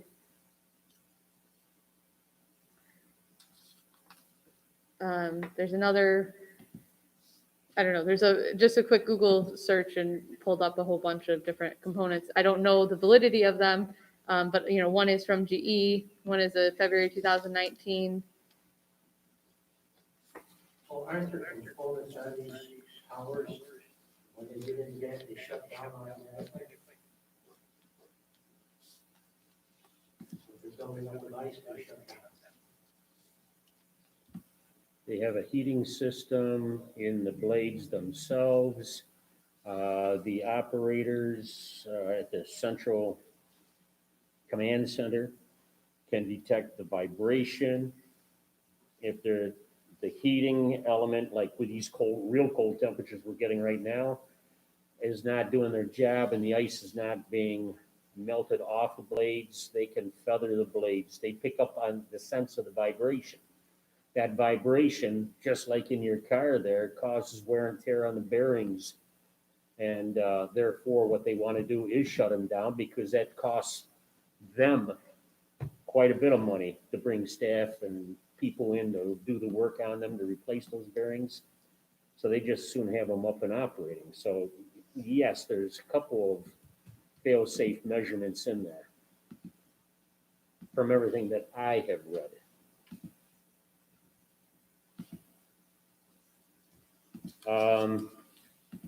Decommissioning costs in Minnesota in 2019 was $532,000 per turbine. That is a starting place to work, up to $1 million per turbine. Okay. Thank you. Why are we needing to go to 700 feet? Technology. But the technology is also there to be shorter. The technology is not required. Like, that's like saying that we have to purchase, that's like saying that in this town hall, we have to purchase the most up-to-date computers for our systems It's because not the same. but by saying that the technology is a reason, How for- does the wind travel across the surface of the earth versus at a higher elevation? what Right is, at the surface. but we're not Do looking you at see a it from, windsock at an airport? Is it set up near the trees, we're not looking at showing it. which way the wind is coming from for the aviators? So you're looking at it from the perspective of the business and from the No, I'm perspective not looking at it from of, the, I'm of looking the, at, I was an earth science teacher. I taught. Meteorology was my favorite topic. So I'm Okay. looking at it from that perspective about wind layer. Have you ever laid out there and enjoyed the sky on a summer night and you look up there and you see these different layers of clouds? And if you notice, they're going different directions at times. and so when you're enjoying that night sky Yeah. and you are looking at a structure that you are saying that it's okay to have a structure that is 700 feet tall, when we have in our wind ordinance, or sorry, in our local law, we have specifics about signage and it having to look natural and it having to be a clear and nice sign. And yet we're saying that it's okay to have 700 feet tall because of technology. And we're not so much worried about the impact to the other components. I don't To, see like, where the aesthetics difference and is whether we to- say, okay, put up a 500-foot tower or we put up a 700-foot tower. Because I'll guarantee nobody could tell the difference. I'll I guarantee it.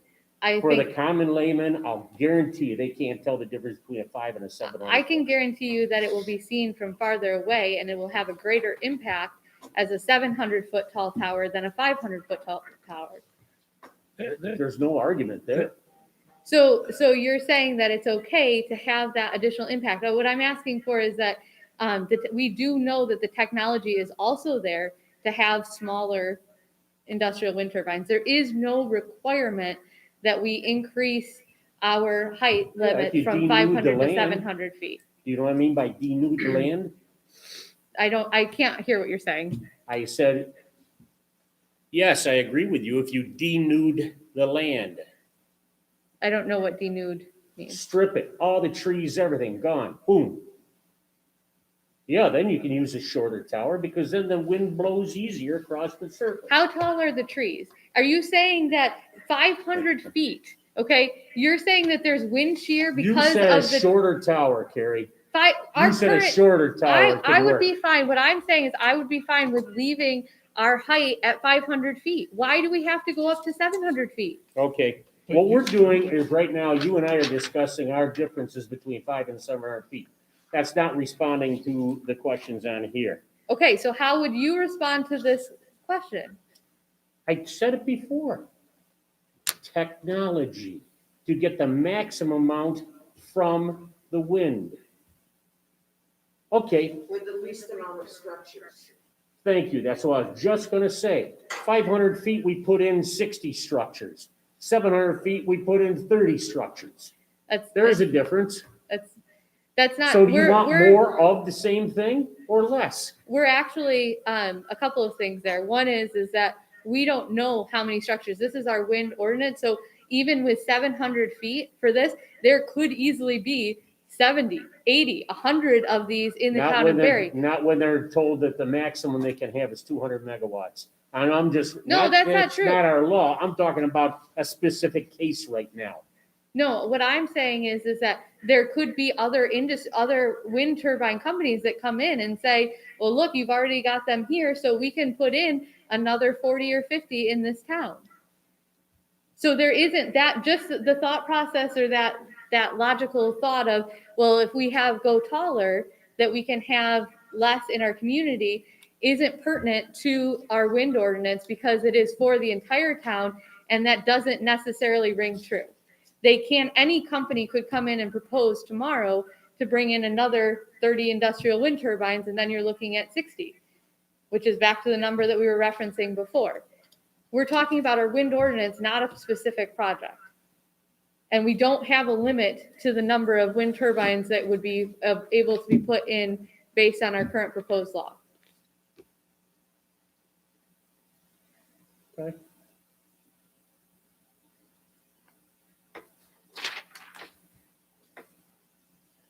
Okay, number 4, for myself, why do we need to increase shadow flicker to 30 hours when 25 hours was fine before? As That- you pointed out earlier, Right. it's still 25. Right, that's what I have too. 5, the distance from residential structures is 2 times the tip height. It should be the same at the property line so people do not lose the value of their property to use as they want. I have found documentation. Okay. I'm glad I found documentation from experts that say property lines are line setbacks should be at least 2,000 to 3,000 feet and a half a mile from residential homes at a minimum. Okay, And that also we found correlates, documentation on other stuff too. but that also correlates with the email and just from the director of the wind turbine facility in Texas that is currently the tallest in the nation, that said in an email that I forwarded to all of you, so you all have that as documentation, that downwind of a turbine, the setback should be at least half a mile. And that, once again, from what I could read there, that was not a journaled, That was an experience. That was an experienced that was an individual. experienced person giving his perception, what his thoughts were on that, because he deals with it, yes. So then we should But if- discount your Tom meteorological McCabe experience. was also working on the same one. His perception might be completely different. Documentation. So, but what peer is being, reviewed what is documentation. being said is that there is peer-reviewed documentation saying that the setback should be from property lines and should be 2,000 to 3,000 feet or half a mile from residential homes at a minimum. And if you want that peer-reviewed documentation, I believe that we've already sent it, but we can do it again. Okay.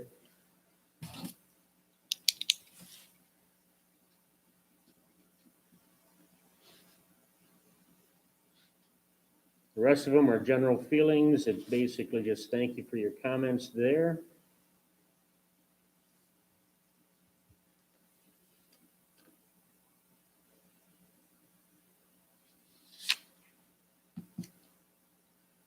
Number 8, I take offense to. The town board needs to do some legwork on their own and not expect Heritage Wind Energy as an answer. We're talking about the law change. You are listening to a harvester salesman, and if you do not understand the reference, ask a Berry agricultural resident. I'm sorry, I take exception to number 8, because I know that Lance, I know that Tom, and I know myself have been very involved with this for a number of years, and we have been doing our legwork. So that's his opinion, and I'm not going to address that at all. And then finally, in conclusion, he's opposed to the change of the wind ordinance and addition from the survey we did. I can conclude that at least 500, yeah, okay. Fine. Next So one. I think that just in case, so if you use the survey statistics that they're looking at, that's 1,175 citizens of Berry who are opposed. Why take the burden of making that big You're mistake? going by a percentage that's hypothesized. 1,000 citizens. I'm sorry, that was hypothesized. That is not accurate. That is not correct. That is not true. Well, then why don't we find No. out? Why Let's don't we move find on. out? Questions If to be you're answered so by the Berry confident that that's Town true- Board. Why would you make a decision that would affect so many people in so many ways with not allowing every person in Berry to be heard and make the decision without any fear of repercussions? You were elected to represent, not to make decisions of this magnitude without a ballot. The things that we all dislike about our New York State government officials, making broad sweeping changes without the citizens being considered for what they want, should not be done in Berry either.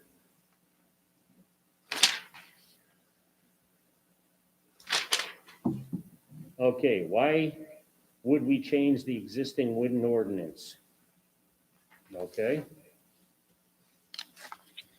Answers, people? Why would we change it? Difference in technology and one they were looking back in the day. Please provide reasoning references for each major change that was made in the summary that was from the planning board and the reasons. Reasoning references for each major change. That was the planning board. That's not us. No. I think that the request is just like the narrative that was sent to the planning board, like you can use that, maybe, I don't know.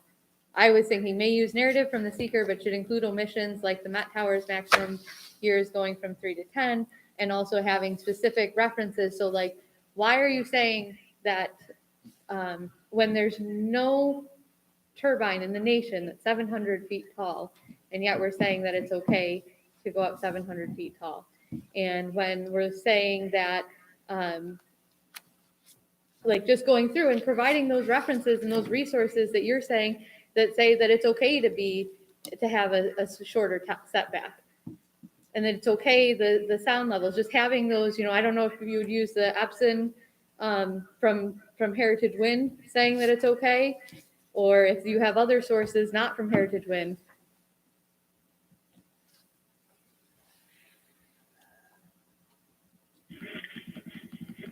This is Lance. If I can just say that, essentially that what we did, and if you remember, we looked at recommendations from Labella. We compared those to what Heritage was proposing, and if you recall, those were fairly consistent.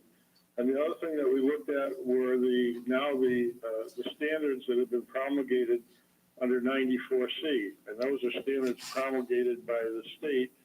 So if you look at those, and if you look at what we have in our proposed law, that we either equal or exceed in terms of regulation what the state standards are. But the So the question then 94C, becomes, what is reasonable under the circumstances? the 94C has not been adopted or not official regulations. And as we know and have looked at before, the state tends to go with the minimum and not necessarily also referencing our specific area and the topography that we have and the environment that we have. Sean was referencing earlier about, if we take away all the trees and all the homes, then we could have shorter wind turbines. Well, if we also had higher elevation, like they do down in the southern tier, where, it takes me back to wind turbines are best placed on high elevations, cliffs or ledges, or along the shore, along a coastal area. That's where the wind sources are, and open plains. Somerset would love to hear that from you. I've shared that. The town of Barry does not fit any of those ideal locations for wind. In other words, in somebody else's backyard. but Which not is, no, yours. what I'm saying is that the New York State electric payers are paying for this project, and that NYSERDA has already approved funding for different projects. And wouldn't you want it to go in a place where it's actually going to produce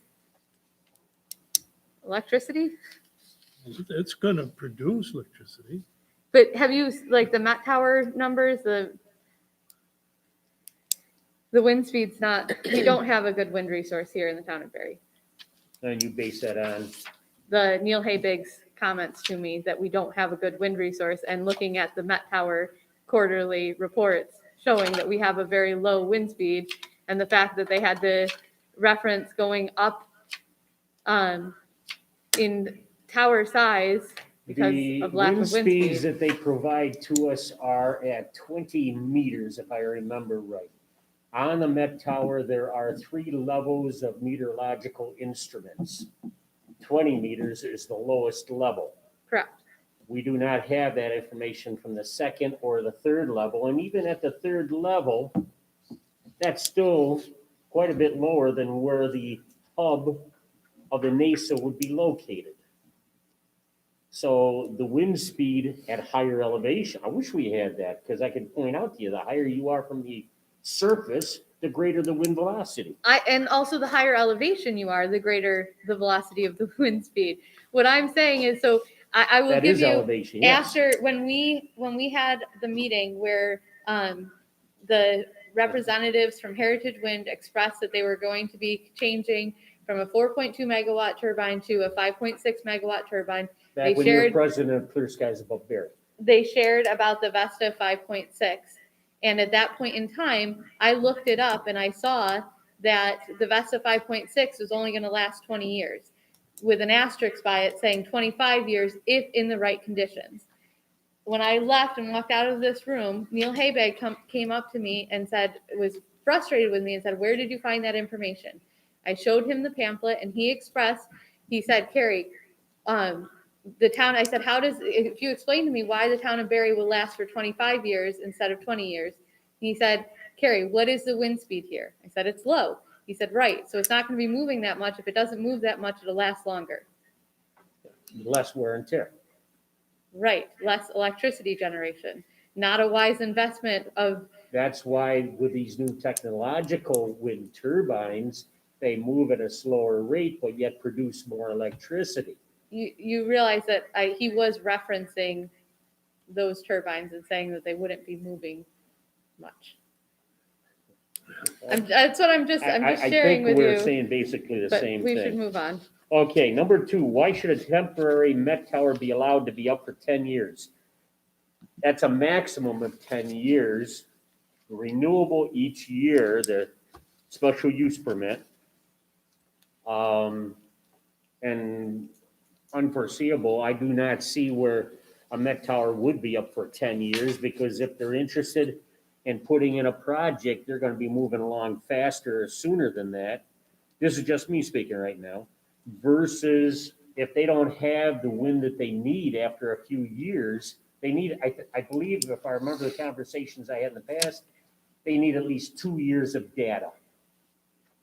So at least the 2 years. By year 3 and even definitely year 4, then they've got enough data to decide whether or not it's feasible to put in a wind farm. So then we should change that back to what we have now and not, It is what Do we it up to have 10 years. now, or in our proposal, is that it is renewable each year. but you're saying that if it's not But up to a necessary, maximum of 10 years. 10 years, come on, get out of here. There's no need for that Met Tower to be here anymore. I guess I don't understand when in our wind ordinance, as defined in our ordinance, temporary use means 6 months, and that's from section 350.11. There's a definition of temporary, and it references 6 months. I can, temporary use, an activity or use conducted for a specified limited period of time not exceeding 6 months. This term shall include those uses incidental to construction projects, festivals, tents, refreshment stands, temporary real estate sales offices, incidentals to a subdivision project, and similar type uses. And yet we're saying that a Met Tower, there are such things as permanent Met Towers, but we're saying that it's And there will okay be a for, permanent Met Tower with the wind farm if and when it occurs. right. But we're But saying in there'll be our, one Met Tower that is part of the project. right, and would be taxed, right? And we're saying that it's okay to have a temporary use structure that's not going to be taxed for 10 years? For up to a maximum of 10 years, yeah. It's, Sean, it's not 10, it's an aggregate of 7.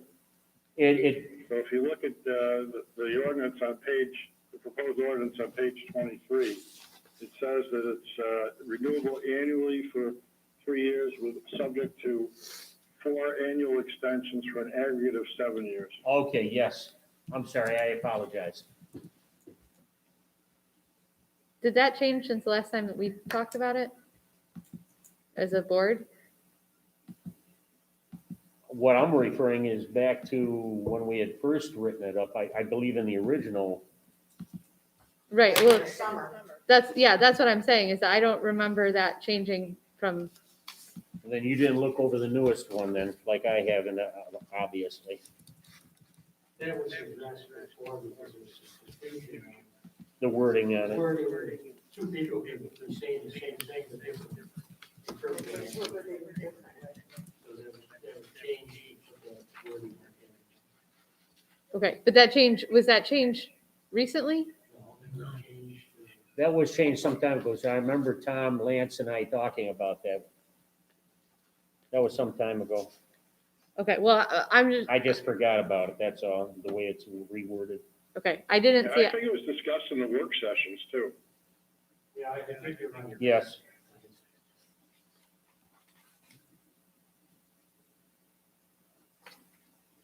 But it's still 7 years is still a long time. And, you were just stating yourself that they should be done in 4 years. No, I'm saying they need at least the 2 to 3 years, 4 years maximum to get really the data so they can start studying the data and decide whether or not it is feasible for a wind turbine project there. Do you think there's ever been one that they've said, no, it's not feasible because you put in Met Towers and then said no? And had Met Towers up for 4 years and been working on a project for I 4 couldn't years say. and then I said couldn't no? say. There's been a lot of wind projects that have not followed through with for one reason or another. So I could not say. I'm sure that they have found that reasoning. Okay, so that's 7 years, not the 10 years. Number 3, what are the length of time for other temporary structures in the town of Barry ordinance? Oh, that's where I had the 6 months. That's what's recommended. It's, as our town ordinance says, temporary use means 6 months. Well, I'm sure if you check with the planning board, there's been extensions made there as well. Okay. Number 4, why are Heritage Wind allowed to do so, break so many ordinances that no one else, either in our community or no other business, would be able to? This is a question that is specific to a proposed project and not the local wind ordinance. I didn't hear you, I'm sorry. I said this is a question that is specific to a proposed project and not the local wind law. Okay, thank you.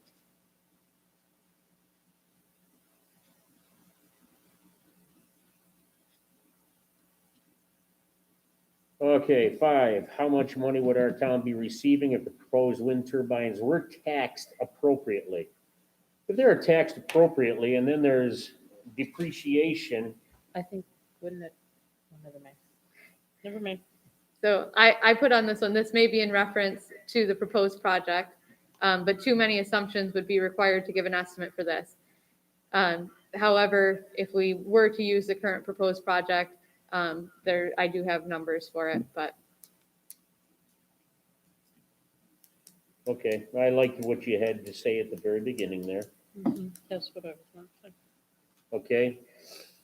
Number 6, according to the proposed changes, you are increasing the height limit by 40%, but the setback distance is not also increased by 40%. Why is that?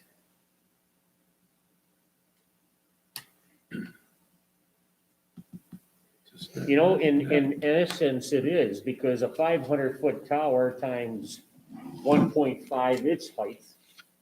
Now you're talking a 700-foot tower times 1.5, it is setback.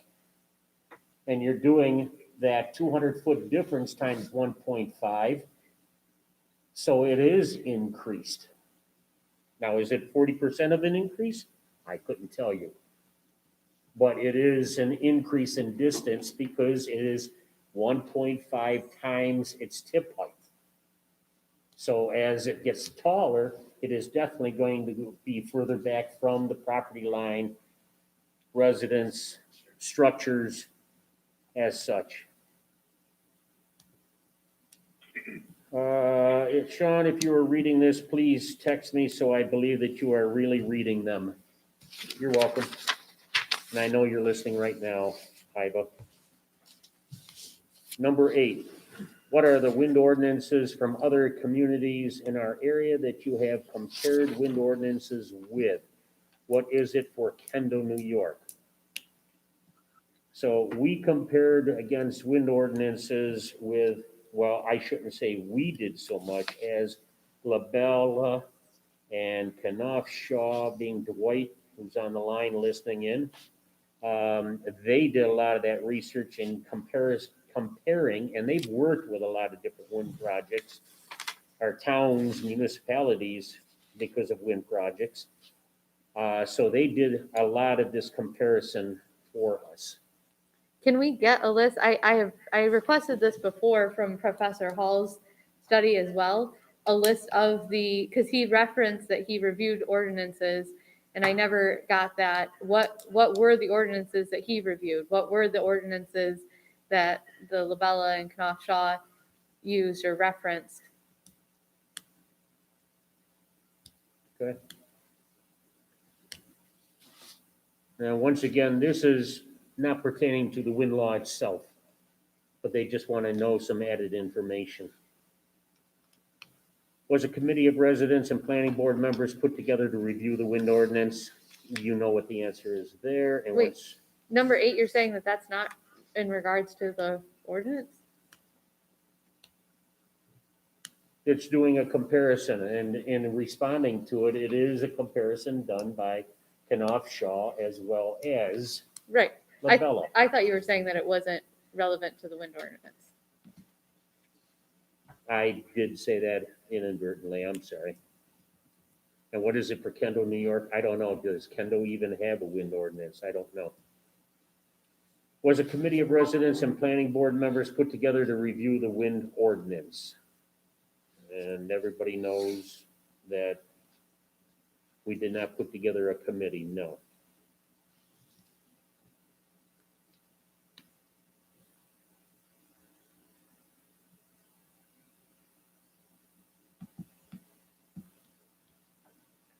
I was just asked by a resident, wondering if any other town board members have comments or on these questions or have written down their comments, as it seems only Ms. Richardson and yourself are commenting. Just see, that's what I've received there. I don't have anything here. Do I have anything on my email? Out of curiosity. No, I do not. Okay.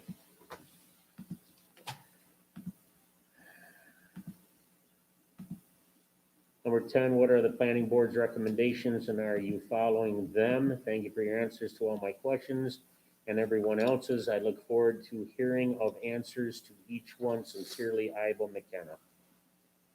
The planning board's recommendations, basically, they took no stand whatsoever.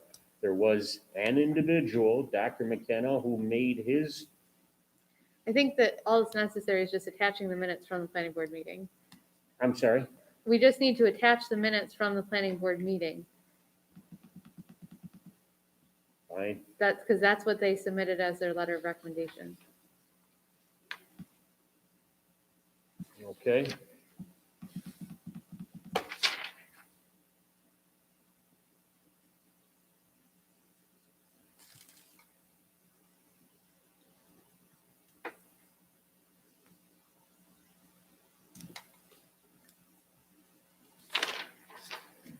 Okay, here are some questions for your meeting tonight. Lisa Burleson. 1, with the new proposed height of turbines, this affects the visual impact at a greater distance, possibly reaching into the town of Albion. Even at 500 foot, they'd be reaching into the town of Albion. Have homeowners been contacted or surveyed for whom this will now affect? A number of them have been contacted, whether it was through the different organizations in the community or by, like, when I'm knocking on doors and I'm talking to people through the years, I've had that discussion with them. So have we done a formal, like, mailing? No, we have not. Yeah, I think that was the, The gist of it? Yeah. What is the impact on real estate values with the turbines going up according to proximity? Once again, and I still read these reports, basically property values have not changed in the long run. They have increased in the long run. In the short term, what has happened is a number of people, because they don't like them, they want to get out, and they have sold their property for whatever they can get at that time. And unfortunately, they have sold at a lesser value. But like I said, after the project is up and operating, what I have seen and all the reports that I have read is that property values have continued to increase. I also have something from Barry at this time where we're still increasing the costs of our property values here, but that's for later on in the meeting. so And that is without the wind turbines at this time. Yes, I understand that. can that wasn't what I was going to say. I was going to ask because I think that this is something that has come up repeatedly over the years. And what you were just saying is that, yes, it will have an impact in the short term, at a minimum in the short term, as people who choose not to stay, if this project were to come in, leave town. And my question is that I do feel like it is still our responsibility as a town board members to help to protect the property value of our constituents. And I think that even if we at least looked over a property value guarantee, even if we shortened up the time frame so that our residents have the opportunity to see if it is something that they would like to stay with, or if they choose to sell, that the value of their homes is protected. And if there is a way that we can do that, now you know that I submitted a proposal to you, and it was one from another community that had a property value guarantee in their wind ordinance. It was not something that I came up with. If we could look at that and discuss that and possibly change it to be something that would protect our residents, I think that would be a really wise use of our time and energy. And I think that all of our residents would greatly appreciate that. Okay, thank you. I so note that, but I do not feel that is something that we need to really get into. 3, it would be helpful to see all pros and cons listed side by side along with the supportive scientific and physical evidence. that comes from several sources and not just the wind company, which has a vested interest. You know, the misunderstanding, and I got a feeling it's from some people in the past that have knocked on doors there and have pushed saying that it's the evil monster Apex that is controlling everything here. I'm sorry, if it was all Apex, I'm sorry, Dwight, you're fired. Kathy, you're fired. Lance, you're fired. You people don't seem to know what you're talking about. It's all Apex. We don't need you. So I'm sorry, I guess those people aren't doing their due diligence.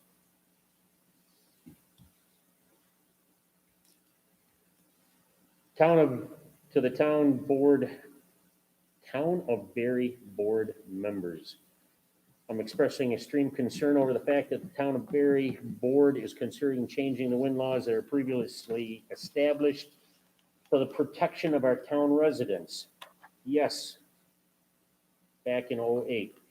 I have continued to express my concern over the loss of values of the properties surrounding these massive turbines with improper setbacks and noise from these monster turbines. It is bound to affect the value of the town of Berry properties. And as, once again, as Lance pointed out earlier, and we have talked about ad nauseum, that we have looked at and that we are the same as what we had set up in 2008. At that time, we were doing things to protect our residents. So it's either the same or we have increased the protection, whether it's the setback or the sound, nighttime DBLs. We have increased them even greater or more strict than what the state recommendation is. So I don't see where, you know, we're not loosening up. We're not letting Apex say, okay, this is what we want. Okay, Apex, you got it. Can This I, is the wind law, not Apex, and the Apex keeps getting thrown in here. Go So- ahead. I was just gonna say that we have multiple letters from Heritage Wind that we can go through and look at what recommendations that they proposed, major recommendations they proposed, and what Yeah. changes were made to our wind ordinance. And they could easily do that. And- They have every right to do that. But then you're dismissing our residents' concerns and their feelings that I'm not dismissing them. I'm dismissing the idea that so many people think that we've caved into them and changed our wind law to accommodate them. We have not. if you, And as Lance pointed out, I think it was Kathy that put down a document there that you should have gotten a copy of that shows comparisons of what Heritage recommended and what Dwight and Kathy had recommended. so maybe that's what we should put out there as a response to this letter. And then it's also challenging when they have, this is addressed in here, and you've kind of been saying that Kathy and Dwight and throwing them saying like, oh, they have it, they're the ones that are being accused. You're their point of contact. And you're the one that is communicating with them and giving them direction and guidance from us as a town board. And this resident points out that, as a resident, that she believes that you have a conflict of interest. And whether or not that's true, the appearance of impropriety is there. And that's all I'm going to say.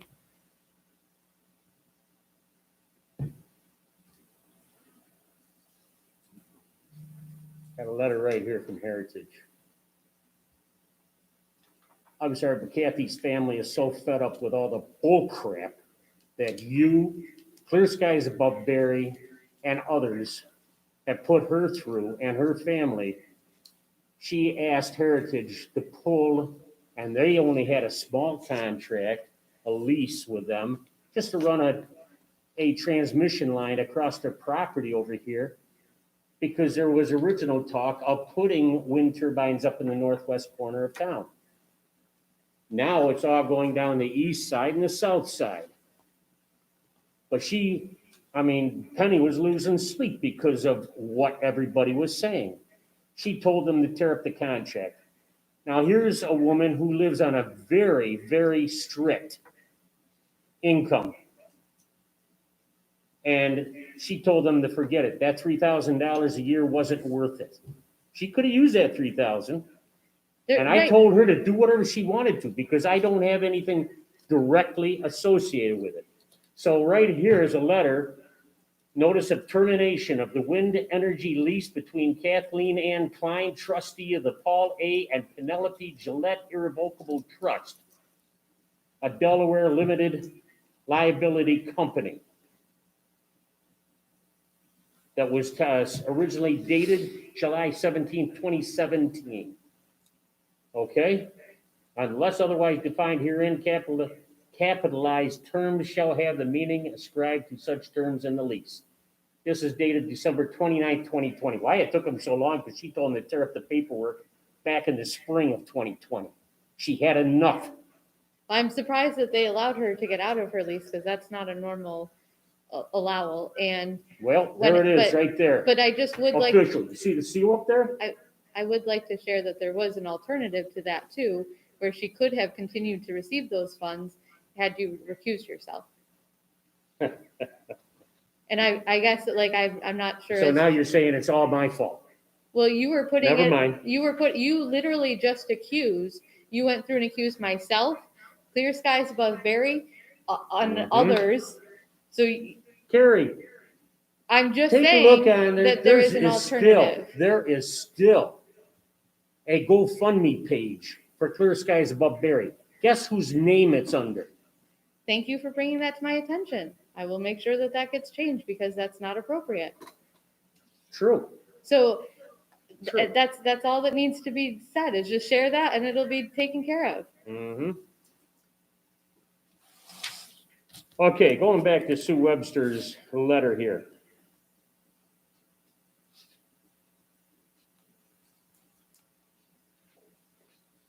Once again, it's the same stuff that we had before.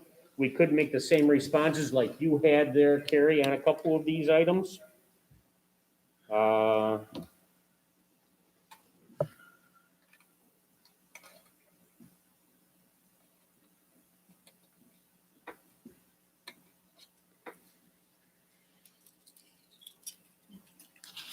It looks like her main concern is her home itself there and the property values. And as you pointed out so well in the last sentence, that I have a conflict of interest to this project. And as you now know, and everybody that's listening in, I do not have a conflict of interest.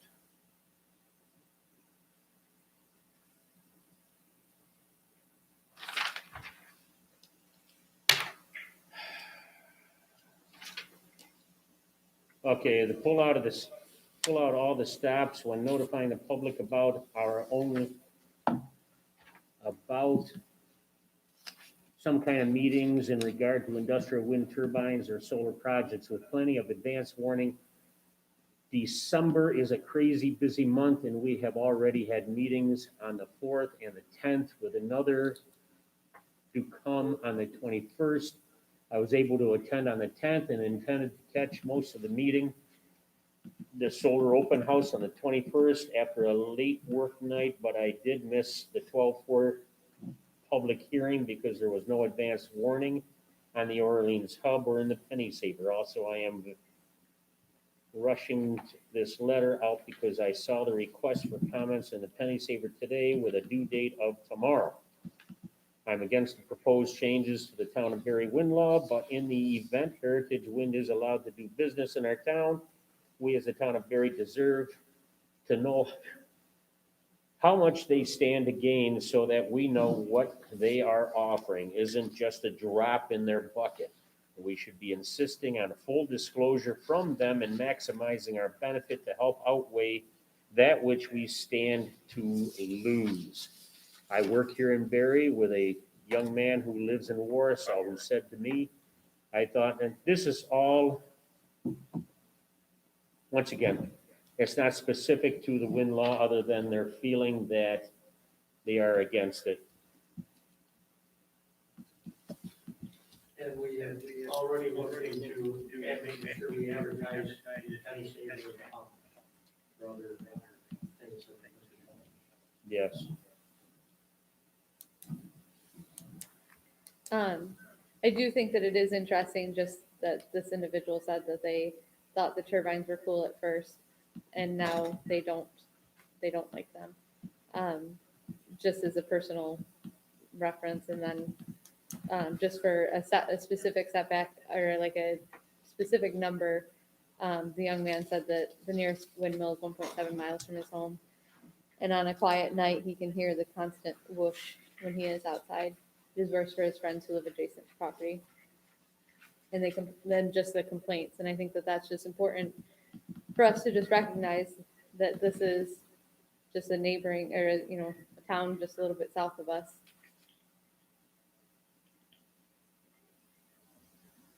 And that was your comment that you forwarded to Lee today? No, the comment that I forwarded, let's see here. I said, specific to the project, not to the proposed local law in regards, and the Penny Saver one, I put, how do we as a town correct this in the future? How do we ensure that our community feels heard? Not something to discuss necessarily in regards to the comments here, but just for future reference. And quote from someone who was for them and is now against the turbines that are in his community, just as a note for myself. Those were the comments that I had on my, I didn't Okay. know exactly how to respond to this one.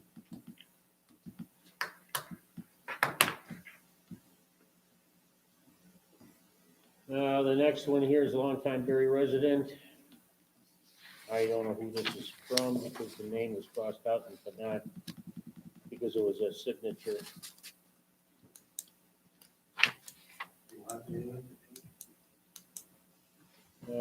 Yes, please.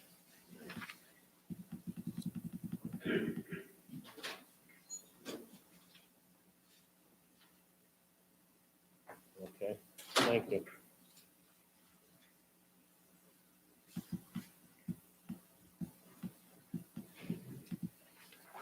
Okay, wind towers, I'm not totally opposed to the upcoming development of alternative energy. However, I am opposed to the extent of the height and how many are being considered. I feel there needs to be more options, lower height, less towers, solar farms. Please consider all options. Thank you. And once again, it's, Thank you for sharing your concerns. The Yeah. town board has taken them into consideration.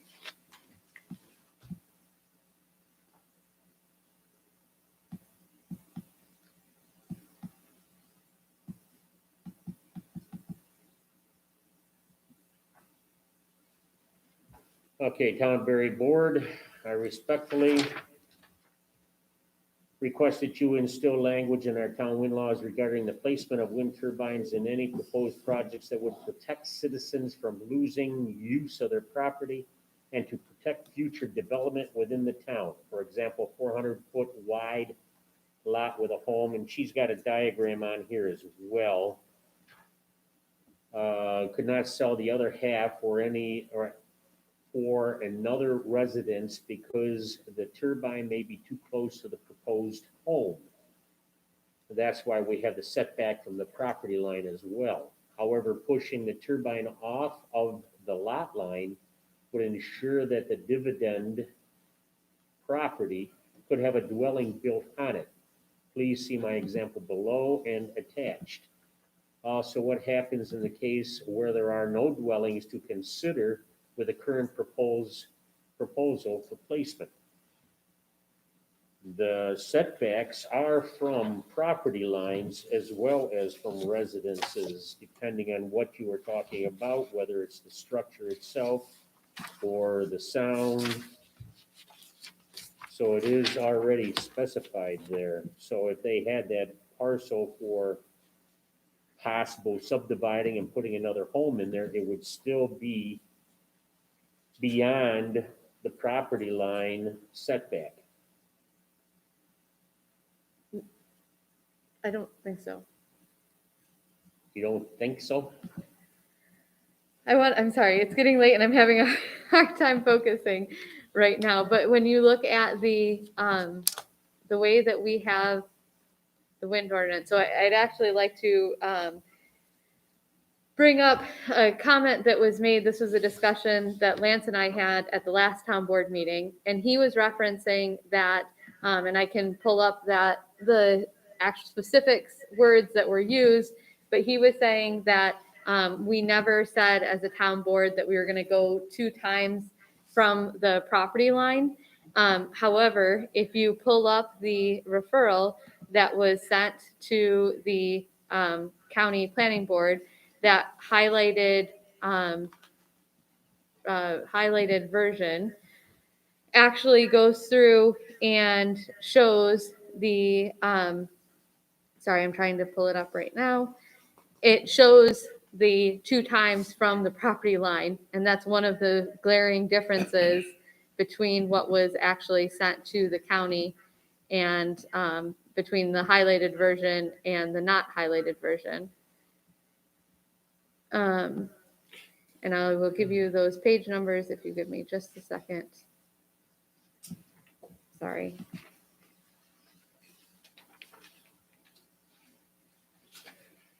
I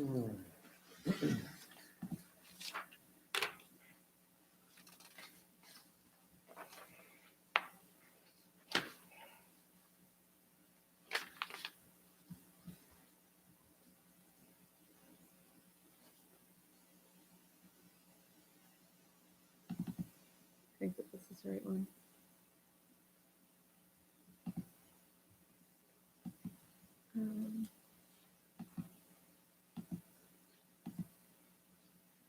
I have too many documents open right now, trying to find the right one.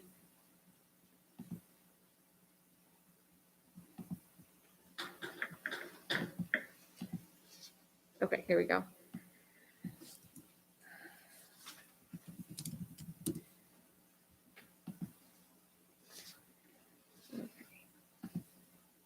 All right, so if you look at page 16 and page 17 of the referral to the county, it's section 350, 103 standards,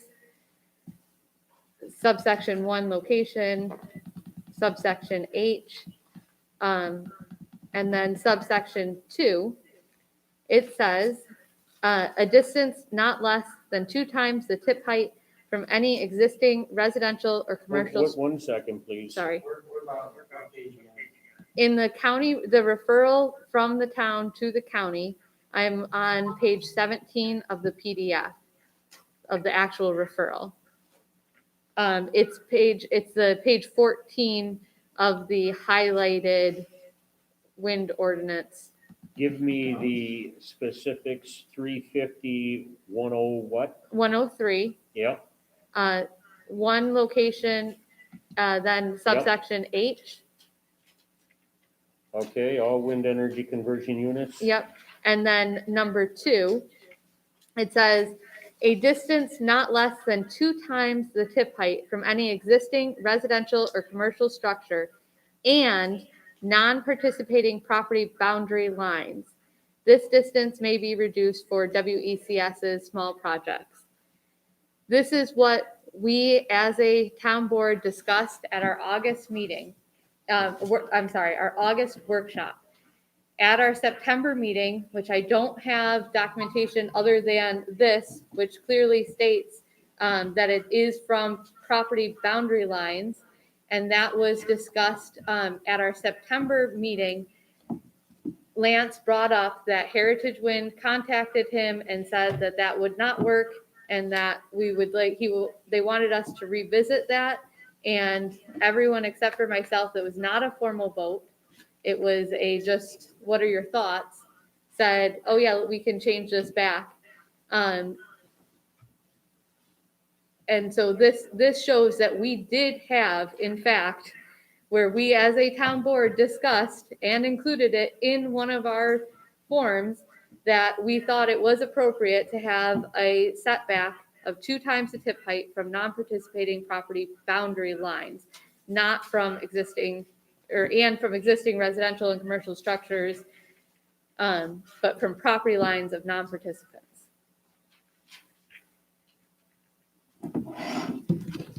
I can show you on this if you'd like. Lost. So Said looking this right here for, so this is the, updated version that doesn't include this. This is what was sent to the county. And this is the top highlighted. You've got a copy of the one in the Senate. Yeah, so here, I'll show you. So this is the zoning referral form. And if we go down to page 14.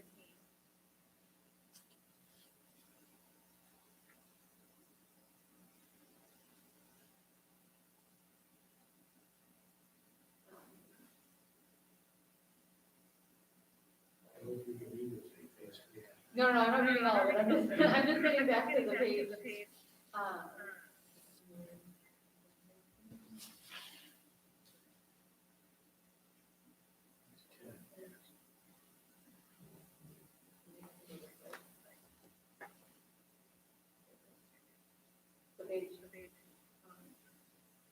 Page 17 on the referral. Right, but this one is just saying, it's saying 2 times the tip height from existing residential, commercials, or commercial buildings. I'm going to step out just for a second. Okay, but it does change, This is the one that we're using. see, that's the thing, that we don't know, because both of these are what were sent to the county. If you look, I can't answer anything for the Senate County. All I know is those that I did. right, so, but this was one of the ones that we talked about, and this was a discussion that we had. And, at the last meeting, Lance said that wasn't the case, and this is proof that it was, that we had discussed this, and this was something that we had included. Now, my recollection of this is that this was talked about, and the ultimate change, I mean, it would probably may have come after the highlighted version, but the ultimate change was a distance of not less than 2 times the tip height from any existing residential or commercial buildings.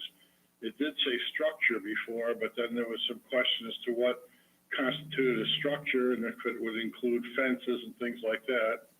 And Right. then But, and then there was 1.5 times the tip height from the property lines of any non-participating property. And my recollection is that's exactly how we finished it up. Lance, if you look at what was submitted in the referral, you will see that it is highlighted in non-participating property boundary line. Well, I don't know. I wasn't, I have to see what was submitted, but I do recollect that this was discussed at length, and that what we wound up with was what's in the final version. But the thing is that takes away the rights of our residents to use their property for whatever purposes that they would like to use. Why? I mean, you make a bold statement like that, and I'm not defending the town or otherwise, but that's not true. And zoning does impose restrictions on people's uses, all right? That's why you're not supposed to storm the Capitol building. That's why you have zoning regulations. And to say that they can't use their property the way they want to, So if you, there's nothing that says they can't use the property the way they want to. But if you have certain setbacks, now people decide they want to build a building closer than what those setbacks are. That's basically you're disregarding what the law says. right, And it's no different than if you want to subdivide your property and you subdivide a lot that doesn't constitute a valid subdivision lot under the zoning law. exactly. So I agree with you on that, and my concern is that we can set these setbacks from the property lines to protect them so that if they choose to subdivide their property, that they can do that. It should not be, setbacks should not be based on residential structures or homes or residences. It should be based on property line, because a person I think owns you're their absolutely wrong. I property. think there are 2 different criteria here. And I think we talked about this before. When we talked about the property line, it's the existing property line. It's the exterior perimeter of the property line. And that's not going to change, is it? If somebody's going to subdivide their lot, aren't they going to make a smaller piece out of the larger piece but the exterior boundaries remain the same. And this is no different than any other law that I've looked at in terms of having a setback from a property line of a non-participating property. If you're looking at a property, okay, and we're I having, don't want to argue. It's not my job to argue. I just think that, I honestly think that some of the arguments that you're raising, you're just raising to raise them.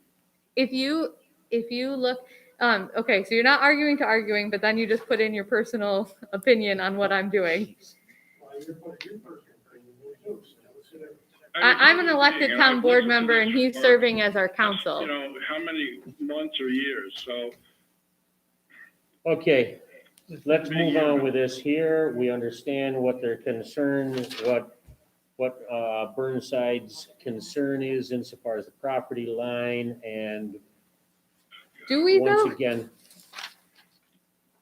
Okay, next, to the Barry Town Board members, I would like to show my support for the changes in the town of Barry's wind ordinance and for the Heritage Wind Project. I would like our town board to work together and make the appropriate changes to help best benefit our town and all its residents.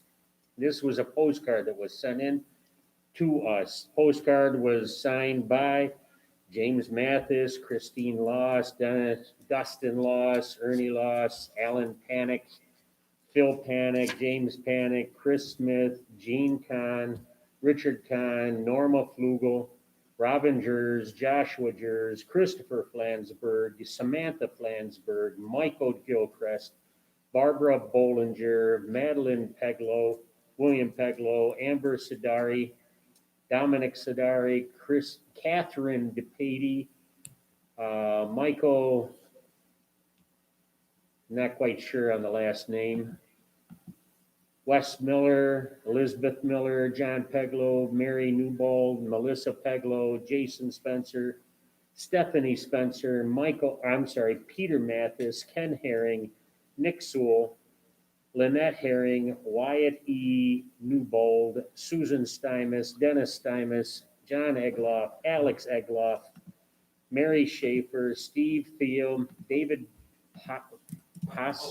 Postal, Patty Thiel, George Mathis, Eugene Mathis, John Monticelli, Albert Davis, Debbie Ruin, Lois Henderson, Daniel McKay, Michael Beck, Laura Beck, Charles Mathis, Alice Mathis, Steve Harling, and Kirk Mathis.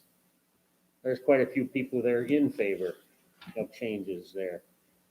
To the town of Barry, I'm writing to express my support for the change of the town of Barry's wind ordinance for the Barry Wind Project. I believe the proposed changes will allow the turbines to be built responsibly and ensure the safety of the residents. It continues to baffle me that anyone could be against green energy programs, and I feel that the opposition is self-serving and ignorant. I shouldn't have said that one. My husband and I both will be retired in a few years, and the benefits from the Heritage Wind Project will help us a great deal, and understand that we haven't been designated to have a turbine on our property, but more than that, we haven't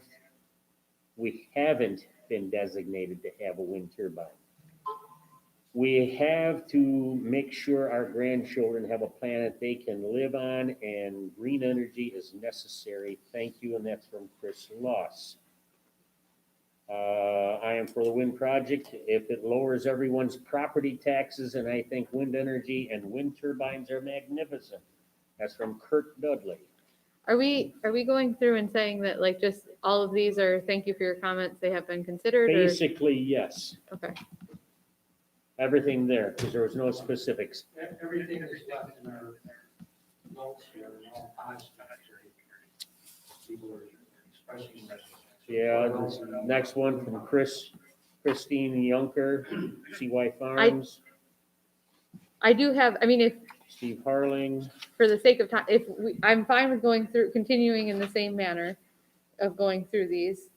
I think, we could read them on and on. All the rest of these are positive ones, and there are a ton of signatures. Some of these are form letters like we had before. I mean, this next one here, Yeah, a whole page of just signatures.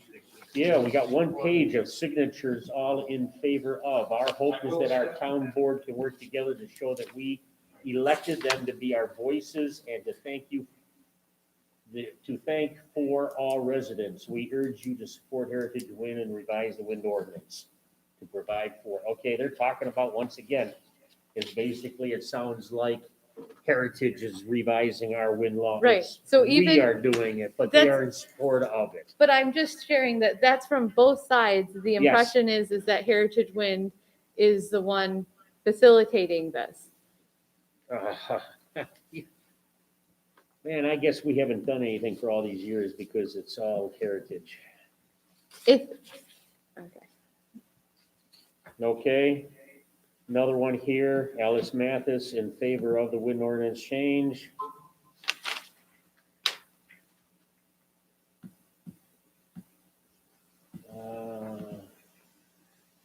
I'm writing on behalf of the Sierra Club Niagara Group, which encompasses Orleans County.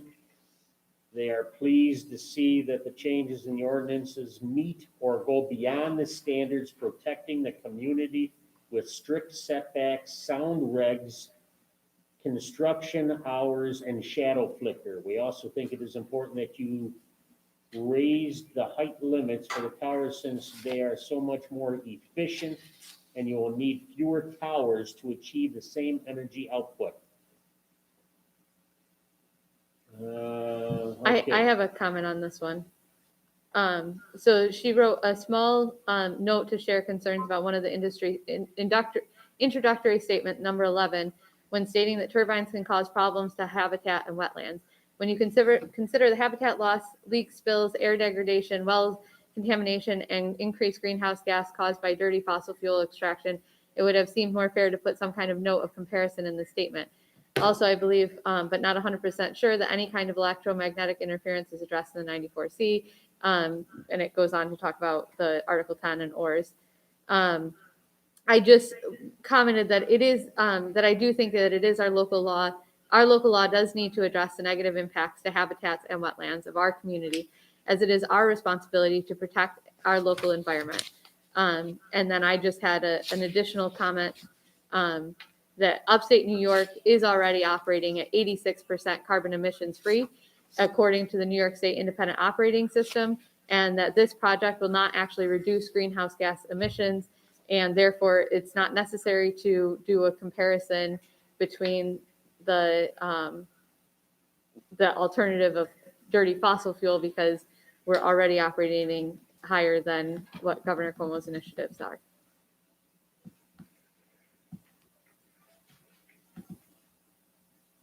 Okay, that was your comments you wrote down there? Yes, and that was included in what was emailed. And it broke it out between, so you can figure out what you want to. Okay. Next one says that they're in support of the Heritage Wind Project in Barry. That's the Heritage Wind Project, not so specific about the wind law itself. I realize the changes to our ordinance would have to be made. When our initial wind ordinance was created, there were not turbines as tall as the proposed ones. Technology has changed since then. I do not see the difference in height as an issue.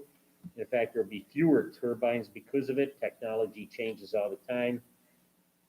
I actually like the fact that our little town could be part of making the world better. Okay. Let's make an effort in making a difference. That's from Kelly Dudley. I would recommend passage the forward-looking amendments to the Town of Barry local law number 2 of the year 2020, which is now updated there. The sound requirements, non-participating structures and nighttime outside non-participant will ensure the sound reduction is well within the international standards for the protection of residents in the area. The amendment will also require that blade flicker will not fall upon any portion of the residential structure for more than 25 hours per year. The increase in turbine height instruction contained in the present law will allow more electricity to be produced with less turbines. The increase in production would also increase the lease payments being made to farmers, which ensures they are able to maintain their properties as viable agricultural entities. Wind turbines in the town of Berry will be a wonderful economic boon through payments in lieu of taxes to the town, school, and county. Thank you for your efforts in drafting this fine amendment to your local laws. Robert Szynski, Sierra Club volunteer.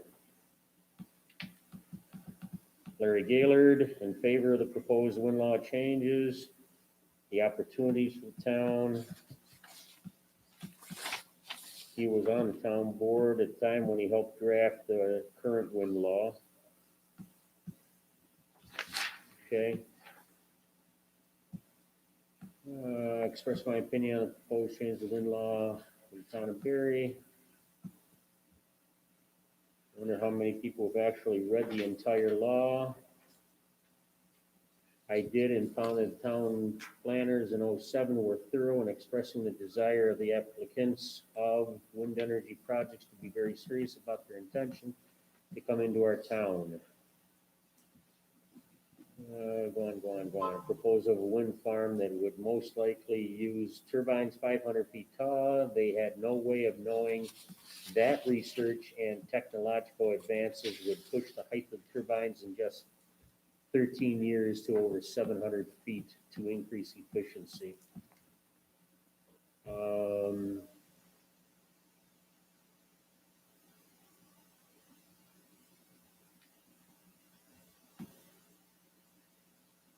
Okay, it's all, based on they're in favor of it.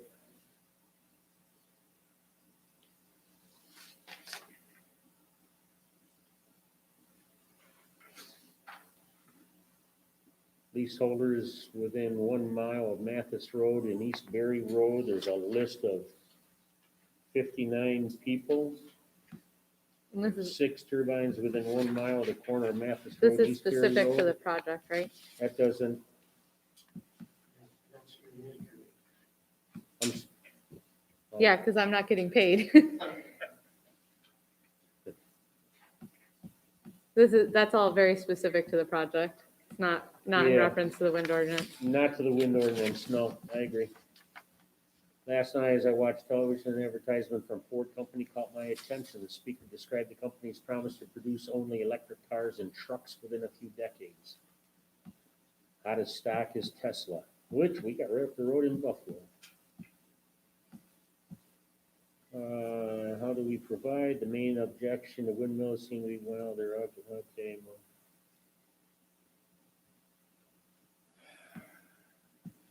This is another one that states, I sincerely and wholeheartedly ask you to adopt the changes proposed by Apex. yeah, that's put in, and this was by Joe Weiss. And he points out his beliefs and how it would be beneficial to all, not just us alone. But Southern Orleans Trailblazers, we support our landowners in their decision to participate in the Apex Fair. Okay, so I have a question on this. which one? Why the Southern Orleans Trailblazers? Yeah, Who submitted this and why is this being included in our public hearing comments? Because this was submitted to the board like 2-3 years ago. 2 years ago, I a couple believe. of these people would ask to have resubmitted.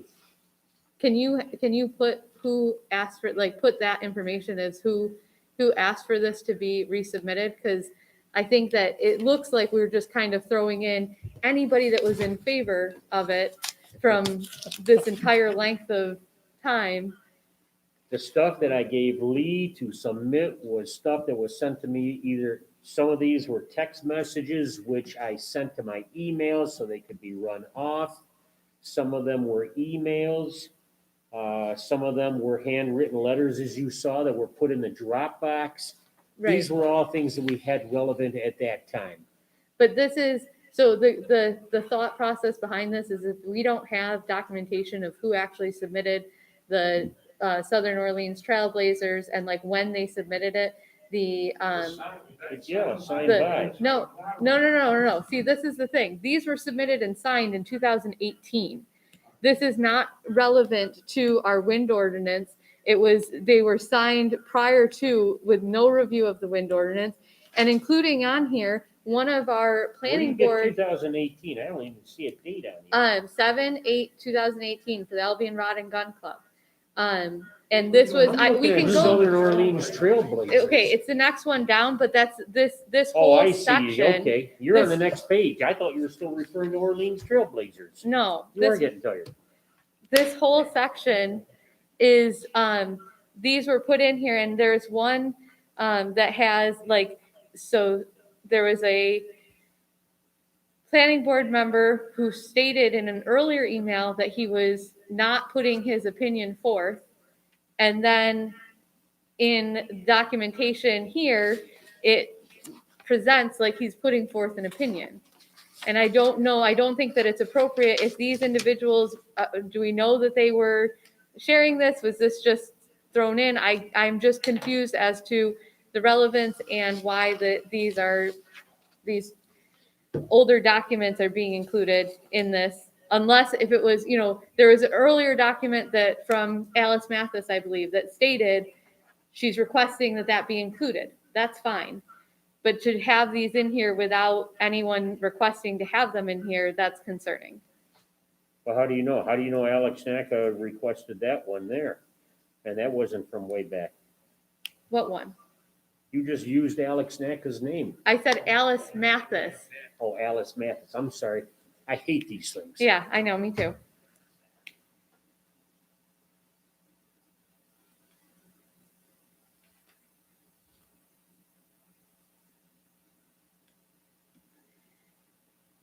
The next one, again, is not relevant to the proposed wind ordinance.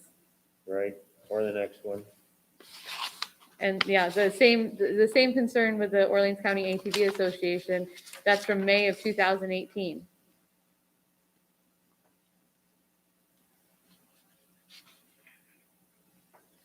Okay. I'm curious as to references, for comments in the next one. I really would like to know, this individual put, once this town had a lot of income from multiple dairy farms, various dealerships, snowmobiles, tractors, motorcycles, and RVs. There were more than one auto mechanics to get your car repaired. The hamlet had a small grocery store. And it goes on and it says, and so goes the tax dollars. Barry has become largely a bedroom community, and that means the tax burden that was once helped by businesses now falls almost completely on the landowners and landholders. There were some additional comments in here that I'm just curious where his references are, like if that's true. Like Is that this one? Sorry, The one from Tom Decker? No. No. It's below that. No. Earl White. next one. No, that one wasn't relevant. You're talking about Carl Warner. Yeah, He came in and investigated one of our meetings. Yeah, he read this. oh, this is the same thing that he read then? Yes, Oh, okay. I see Oh, where you okay. are now. yeah. He's fine. No, right. I know that he's for it. I was just curious as to, I would like to do these comparisons and see, he made comments that, where was it? It is getting too late.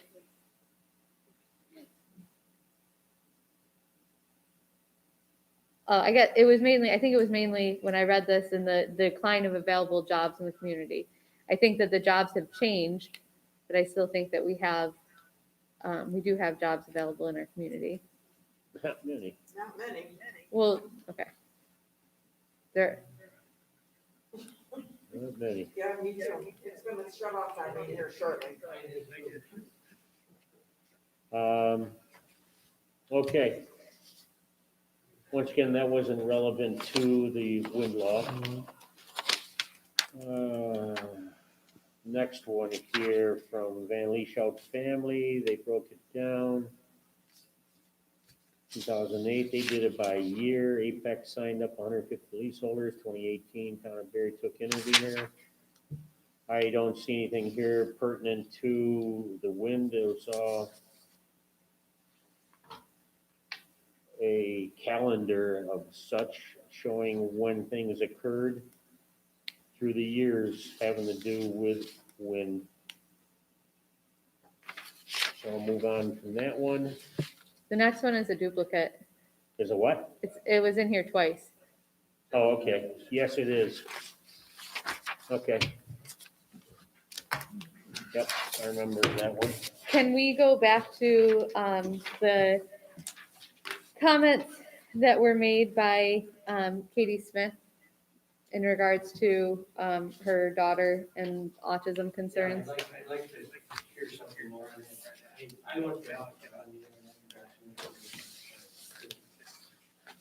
And what I found on it very was basically broken down into 3 different classes, and that the wind, the change in weather can affect them, sound can affect them, a number of things can affect people with autism.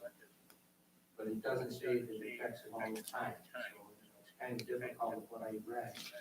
I feel sorry for the family concerned, and hope things work out.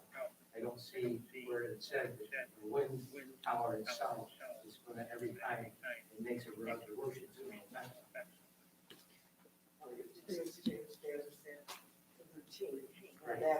Right. There's a lot of things that I read that affects them, but I didn't see where it said definitely it does. So in order for you to, so what are you saying you need from this parent, this family, these residents of our community to recognize that this is a legitimate concern for, and something that we should address? Or are you saying that you feel that this isn't, it's not something that we as a town should be addressing? I think it's a concern, and as I say, but the thing is, I don't know how we would address it. I think we have to think that a lot of the testing is done within a controlled environment. Tom, I just got a text message saying they can't hear you too well. Oh, okay. I'm sorry. Sorry.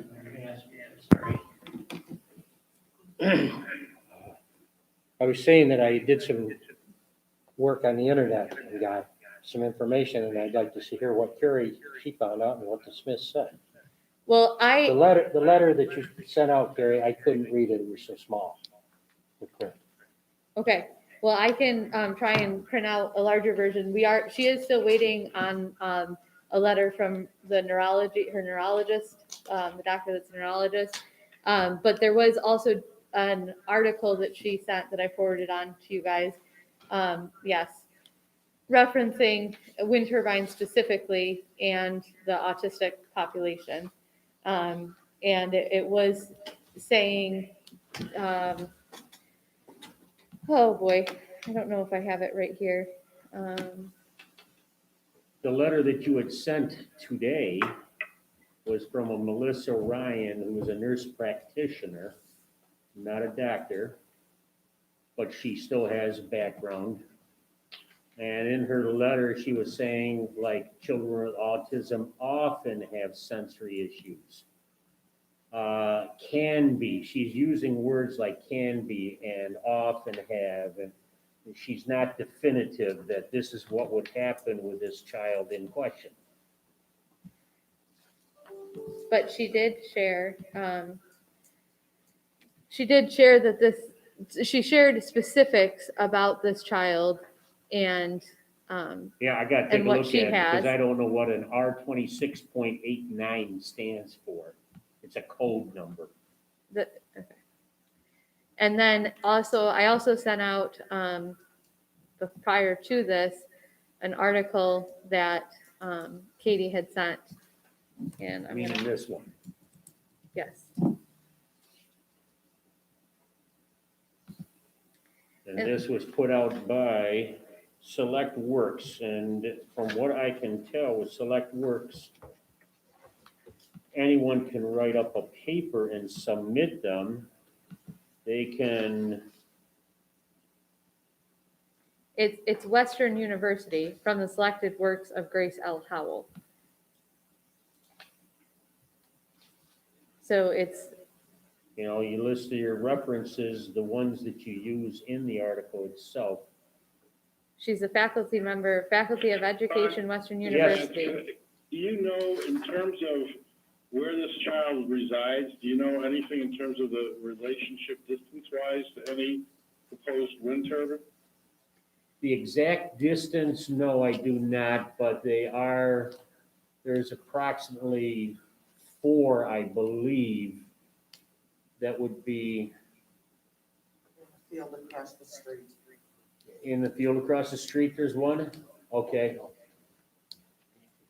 So but the thing is that right now we're talking about the wind ordinance, and I think that it's important that we have appropriate setback to protect our residents. okay. Well, again, I'm not arguing in favor of one thing or the other, but the decibel ranges that we have, I mean, normal conversation among people is at a higher decibel level than what we specified for these wind turbines. So I don't, and I've also tried to do some research online. I haven't found any empirical studies. In fact, I haven't even found any allegorical studies, you know, which talk about the specific effects of a wind turbine, you know, on an autistic person. And that's why I was just trying to figure out if this was even an issue, if there's even a proximity issue here that needs to be addressed. And that would be site-specific. I mean, you can't, in my mind, in my opinion, you can't have something that says, well, you can't have wind turbines here because people have autism. You can't build wind turbines in general because it's going to have some effect on autistic people. And there really is nothing that I've seen that, you know, there's no scientific linkage between the two. So, and when I say allegorical, I didn't even find any, you know, discussions about, you know, well, this actually happened to my kid or this actually happened to me. I haven't seen anything like that in the stuff that's on the internet. Did you get the article that she submitted? And I'm really curious to see too what her neurologist said. She has shared with me that she has talked to her, and she did express that that is a concern from her doctor's perspective.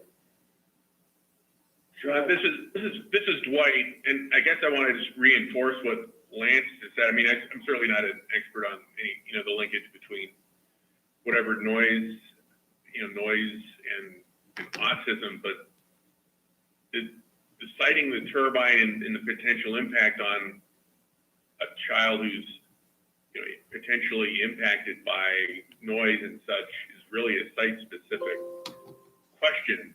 I mean, otherwise, I mean, autism is rather prevalent, so in a sense, it would be banning wind turbines in any area where there's potentially autistic children.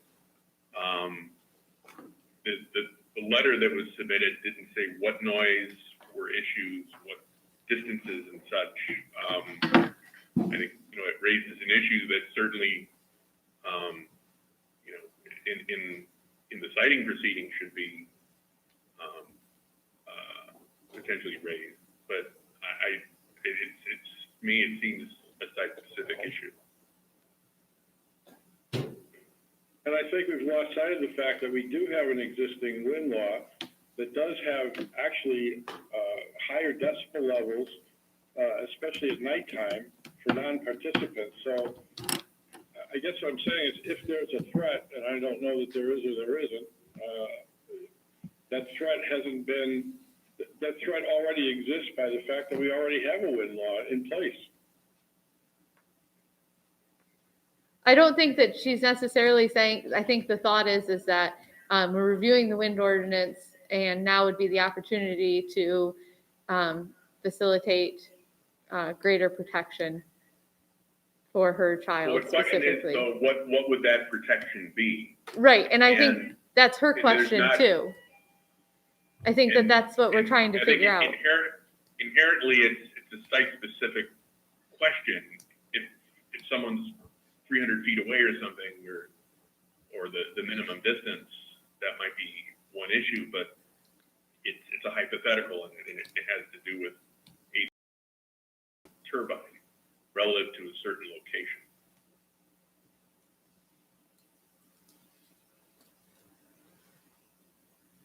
And if I remember right, some of the research that we have, that was submitted to us, the ambient noise, daytime as well as nighttime, is quite a bit higher or equal to what our regulations are for the wind turbines too.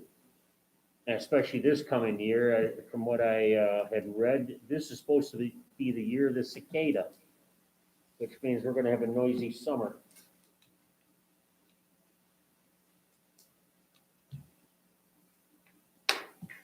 Okay, at this time with the autism, there's not, I don't see where we can really do anything with that.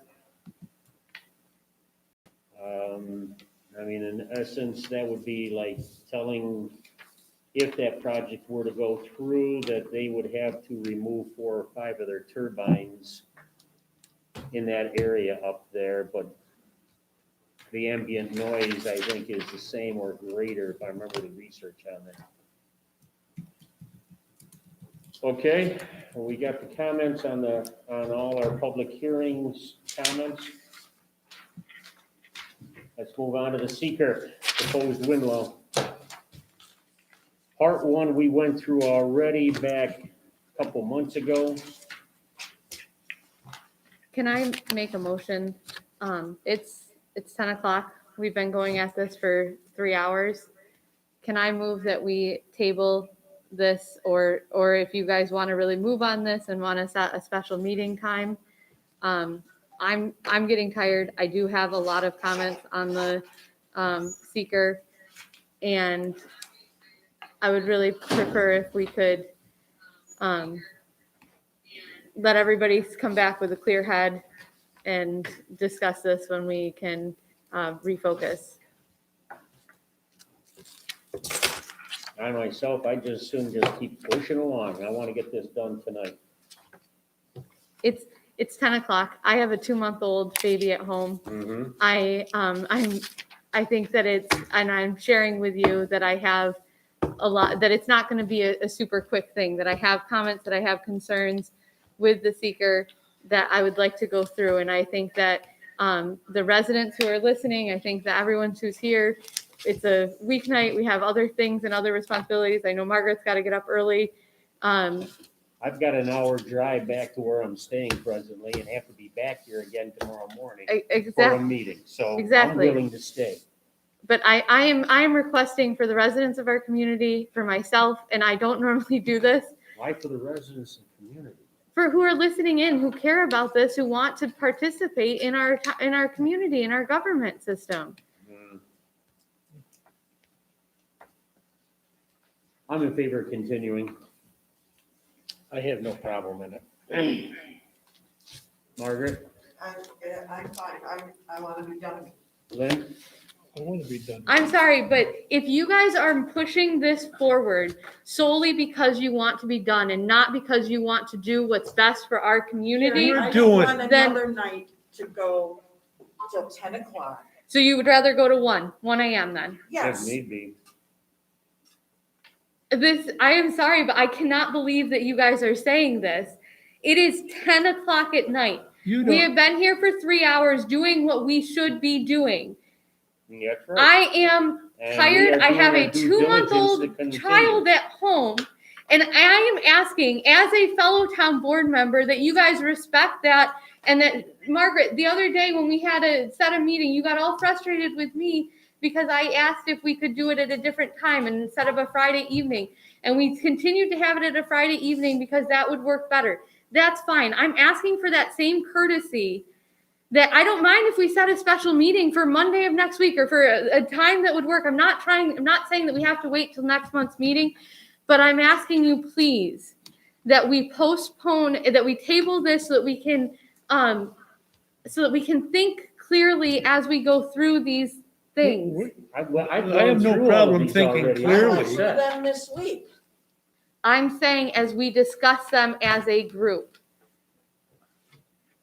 My feeling is we continue. Everybody, what does everybody else say? I think we Continue said or it. not? I try, it makes no difference to me. Okay. So this so we're gonna is continue.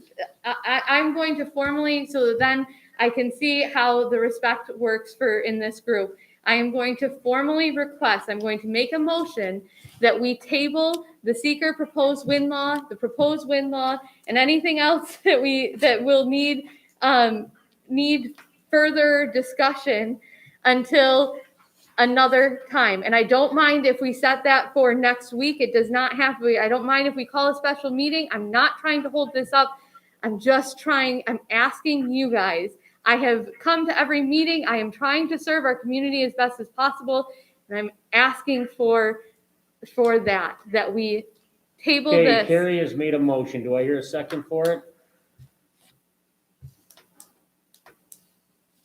Wow. Not hearing a second, then Wow. Thank you.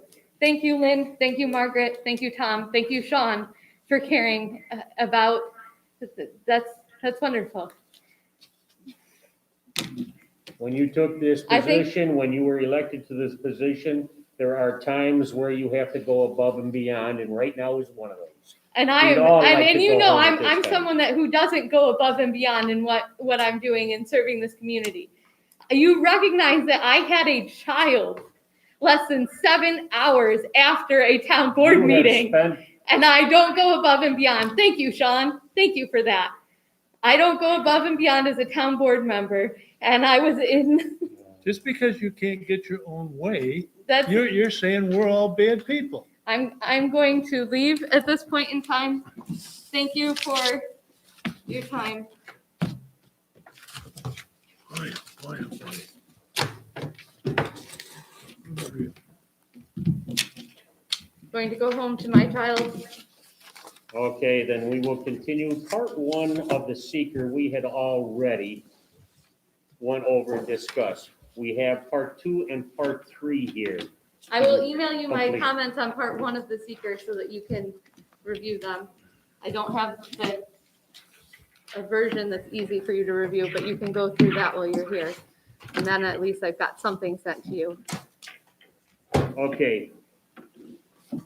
Part two, indemnification of the potential project impacts. That's fine too. Okay, to shorten this a little bit, impact on land, if it is checked no, there is no need to go down through all the other components. Does anybody see or question any part of impact on land? No. The next one is, the next two are no, the next one is a no, and the next one is a And no. number three, impacts on water surface is a no, correct? Right, Impact on groundwater, that was checked no. yeah, Impact on flooding, no, once again, is no. Remember, this is pertaining to the law changes only. Impact on the air, the law does not affect the air, so that answer is no. Impact on plants and animals, the proposed action may result in a loss of flora or fauna, and that was checked yes. okay, and what my concern, Sean, on that is, it says moderate to large impact may occur. But if you go back to the end of this with the summations, they address that so that you can understand why they put it down. I'm sorry, to the end where? You go to the end of the Part seeker, two? and it goes to part three, where they have the reasons supporting the determinations. And you read through that, and it addresses these that are in moderate to large impact. Okay, Dwight, you still on the line, or you gone to sleep too? No, I'm still here. I couldn't quite hear the comment though, it kind of broke up, but could you repeat it? Okay, Dwight, I just checked as I went through these, any that said yes, and then they listed or checked under moderate to large impact may occur.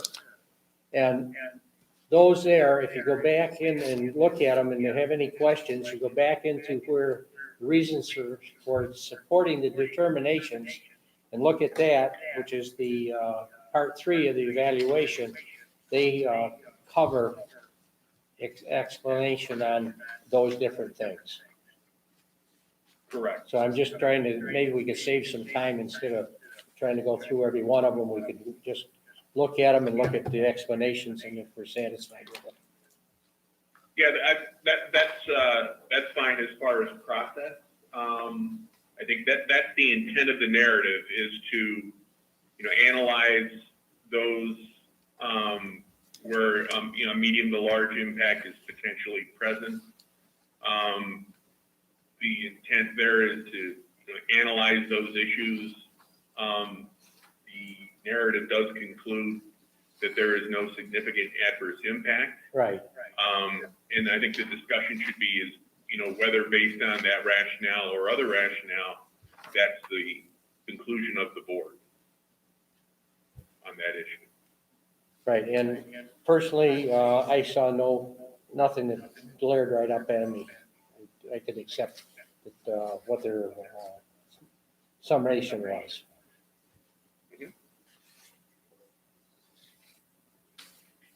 Okay, so then, as far as you're concerned, we're fine with that, the impact on plants and animals? Yep. Anybody else? Okay, number 8, impact on agricultural resources, that's checked no. Anybody disagree? Number 9, impact on aesthetic resources. And that was checked yes.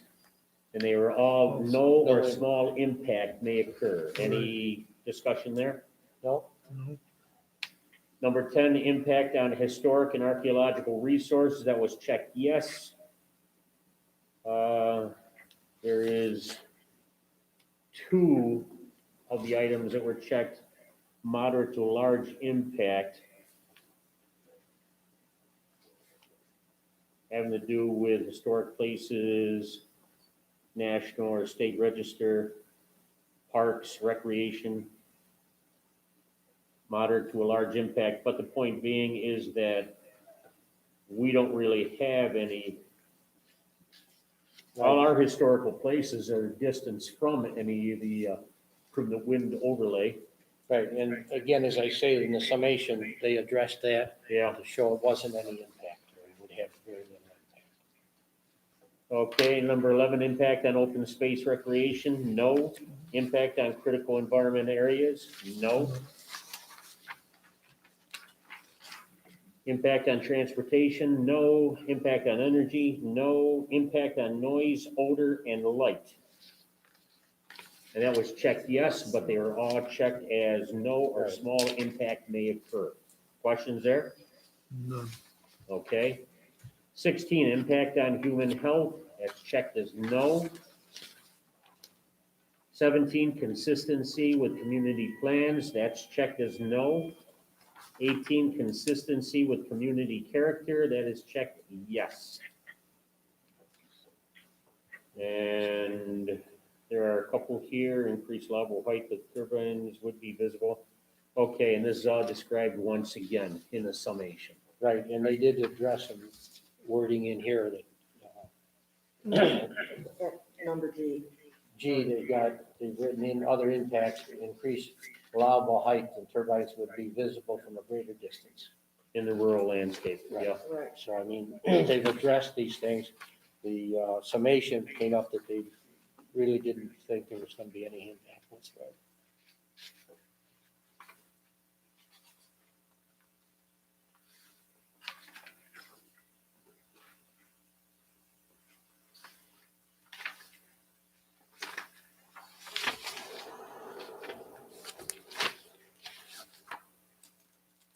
Okay, then. No problems with part 2 then of the seeker then, correct? Yep. Okay, then part 3, evaluation of the magnitude or importance of the project impacts and determination of significance. It has the attached narrative. Upon review of the information recorded in this EAF, as noted, plus the additional supportive information. They have down, Kathy had put in here, prepared by John Hall. The project will result, it is checked here, letter A, this project will result in no significant adverse impacts on the environment, and therefore an environmental impact statement need not be prepared. Accordingly, this negative declaration is issued. Anybody have any comments? Mhm. Then do I hear a motion to accept the seeker parts 1, 2, and 3? I believe we did part 1 before. We accepted it, did we not? I think we did, yeah. I'll make a motion, we accept, Yes, you did.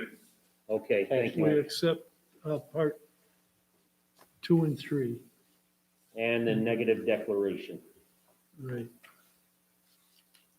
Okay, all in favor? Got to have a second on that, I'll second. Oh, I'm sorry, yes. Second? You getting tired too? Yeah. That's why I need to go back and give another can of caffeine. Okay, who seconds? I second it. Tom seconds. All in favor? Aye. Aye. Opposed and absent would be Miss Richardson. Okay, the seeker is therefore passed. Okay, that moves us down then to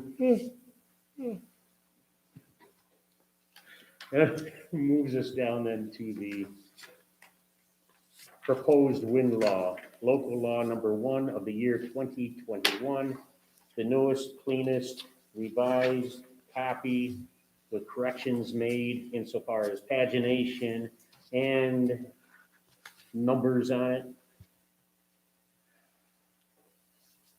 Basically, it's the same as our previous one, only we tightened it up a little bit. That's the basics of it.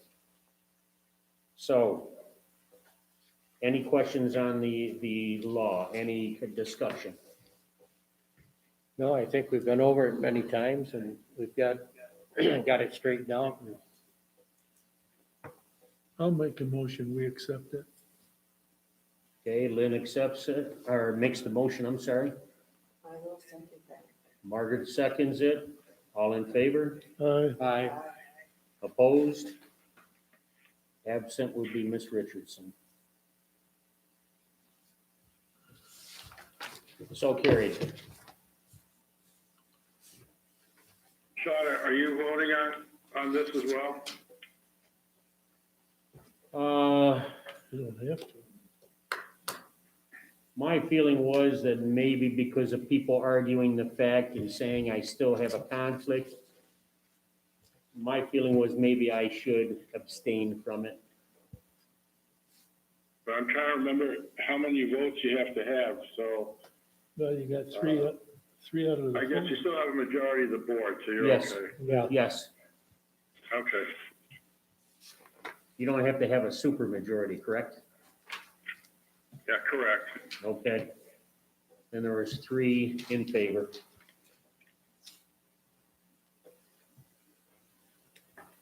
Okay, moving on. Sean, I would recommend, that the negative declaration be, although it's an unlisted action, you've done what's needed to be done as if it were a type 1 and you use the full EAF. I'd recommend that as would be necessary for a type 1 action, that the negative declaration be provided to the county planning board, and that it be filed with the environmental notice bulletin.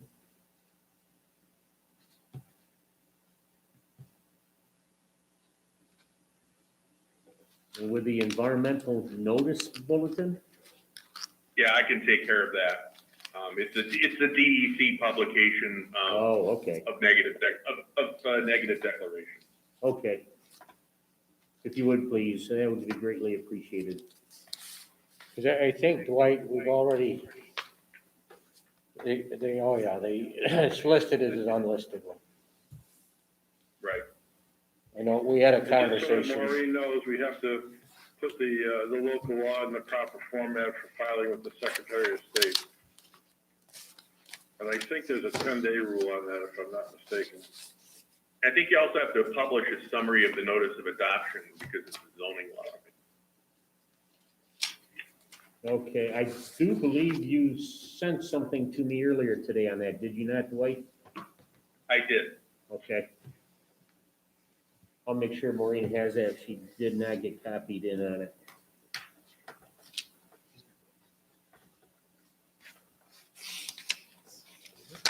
Okay, real quick then, let's go through some of these things here.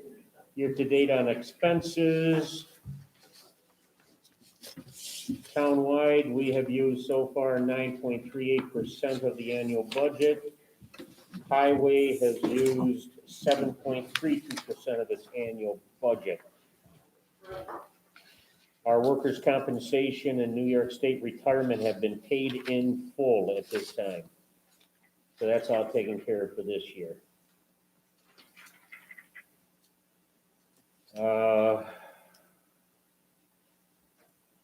Dale's report here, highway and water report. Same old with the flushes, stakeouts, stump grinding, sign repairs. So that's taken care of. Town clerk.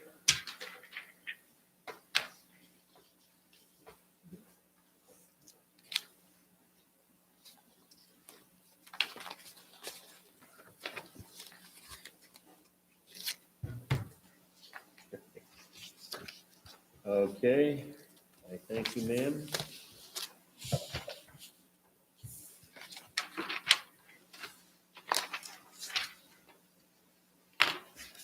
Anything to add, Margaret, for the highway?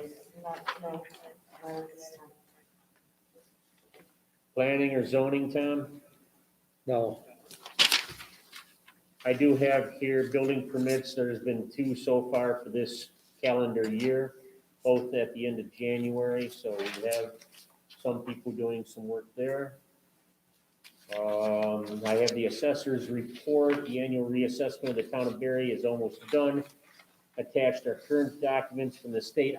He gave this to me, hard copy in my mailbox. Do you guys wish to have copies? The same Do you thing. have them? Yeah, he did. Oh, he okay, did good. all they, this they were all in stuff. their mailboxes when I got here tonight. Okay, then I'm not gonna bother going through and reading all of this, other than what document one is received. You know, I should read it because of people that may be listening in or will listen into the recording of this. This shows that equalization rates would be, if nothing is done.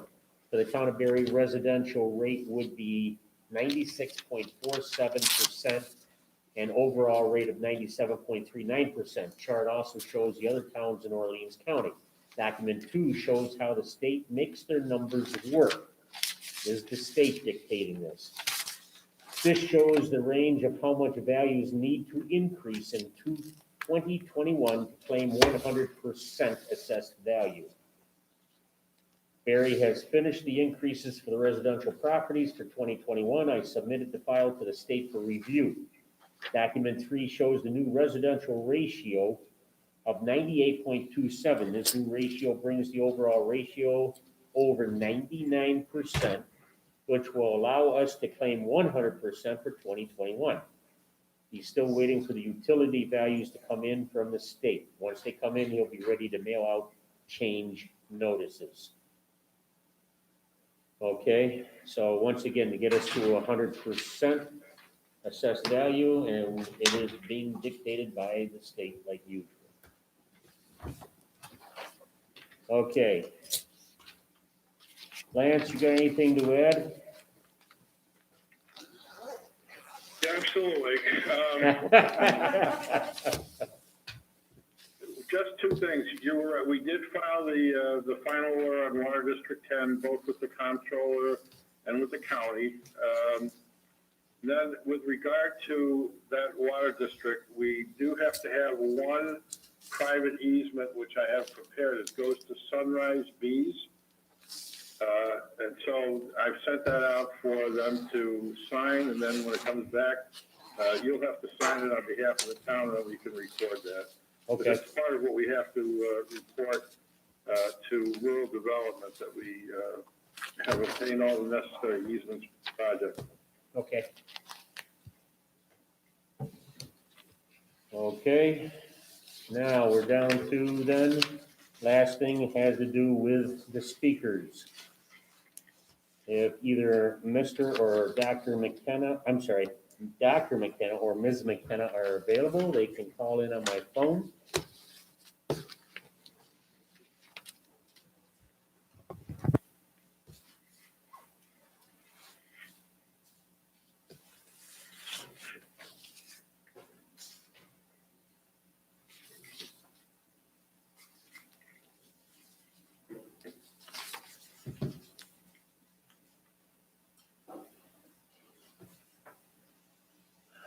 Okay. Ms. McKenna, you are on. Hi, okay. I have a question. I'd like to start out with as far as the property values are concerned, Sean, and you mentioned that that there shouldn't be any, based on information that you had, there shouldn't be any change in property values. Is that correct? Long range. Long range. Okay, so what I'm wondering is you speak very often of peer-reviewed studies, and I'm just wondering how many other 700-foot wind turbines are there in the United States? I think How you many know, other wind turbine farms? I think you know the answer to that. Okay, but I'd like you to tell me what your perception is of the answer. Of 700 foot, there is only one turbine that is standing in the United States at this time, and that's in Texas. Okay, so then I guess that would probably mean from the perspective that I would look at it would be that we really don't know then, do we? Given especially the fact that we would have more skyscrapers per average square mile in Barrie than they do in New York City. So I think that that's something that is kind of concerning to me. I know you're always concerned about having things be peer reviewed. Well, it's kind of hard to have them be peer reviewed when there are none established. So that's kind of something that we might want to be careful about. Also wondering, we have two attorneys on this evening, I believe, and I'm just wondering who is paying Attorney Marks and who is paying Attorney Dwight? Well, with them being online, having Lance, this is part of his job with his contract with Right. the town. With Mr. I wanted to say Mr. Dwight, but that's not correct. Mr. Kadyak. It's after 10, you can call me Mr. Okay. Dwight. Yeah, With, I'm getting paid by the town of Barrie. by the town of Barrie. Yes. Okay, so we need two attorneys. Okay, that's interesting. I just would also like to know, as a community member, I would love to know how much we are paying both of them. Not certain of why we need to have two. As far as I know, we're very concerned about keeping our taxes down. So just wondering on that, I would like to get that information back, please. The other thing that I'm wondering about is I did write a letter to each person on the board and only received information back from one that they ever read the public forum letter that I submitted. And so I'm wondering, I'm assuming as you read this evening, Sean, that you said you read it before, but this evening was the first that I'd ever heard anything from any of you, and I asked each one of you in the body of the letter to respond to that letter saying that you were actually reading it. So, which also makes me wonder about the integrity of the people that are supposedly reading things that are supposed to be from a public forum, but if no one reads it anyway, and then it's too late for it even, so what's the sense of having a public forum? Which I also am wondering, what's the sense of having a planning board when you don't listen to them or don't really want to know what the information is that they have? As far as the child with autism, and I believe that a statement was made that as far as the amount of sound, that it's normal conversation among, it's the same as normal conversation. And yet again, I'm wondering if there are no place that have had and the United States that have had 700-foot wind turbines, do we really know? And which people are we saying, well, we don't really care about them, and also wondering how, if, there are areas in the country that can have wind farms without as many people as there are here in Barrie. That's another thing that I'm very confused by. Another thing is, as far as, I hear many mentions of the taller that they are, the fewer towers that you need. I'm wondering how many fewer towers. I mean, we hear lots of things just being thrown out there, but no numbers. It's kind of like people constantly are saying, as far as tax reduction, well, then how much? How much? That's what the people need to really know, how much. And they do also need to know that the cost of electricity is going to go up to fund the process of having these multi-million-dollar wind turbine farms, and just really don't understand that, the logic before that as well. And also, for some reason, why in the world are people who are being paid to offer their opinions and write a list of all these names, who are very high percentage of them are receiving funding, a lot of money. 1 minute, Miss McKenna, please, 1 minute. And so there is a lot of people that are getting a lot of money. And so although if they weren't getting money, they would not want these at all themselves. So I guess there's a lot of inconsistencies here in the conversation tonight. And you know what, you guys, thank you for being so considerate to a fellow board member. And I'm so thankful that she will still continue to be there for you when you need her. And I'm proud of that. I'm really proud of that. And that's a person to respect. Thank you very much. Thank you, Ms. McKenna.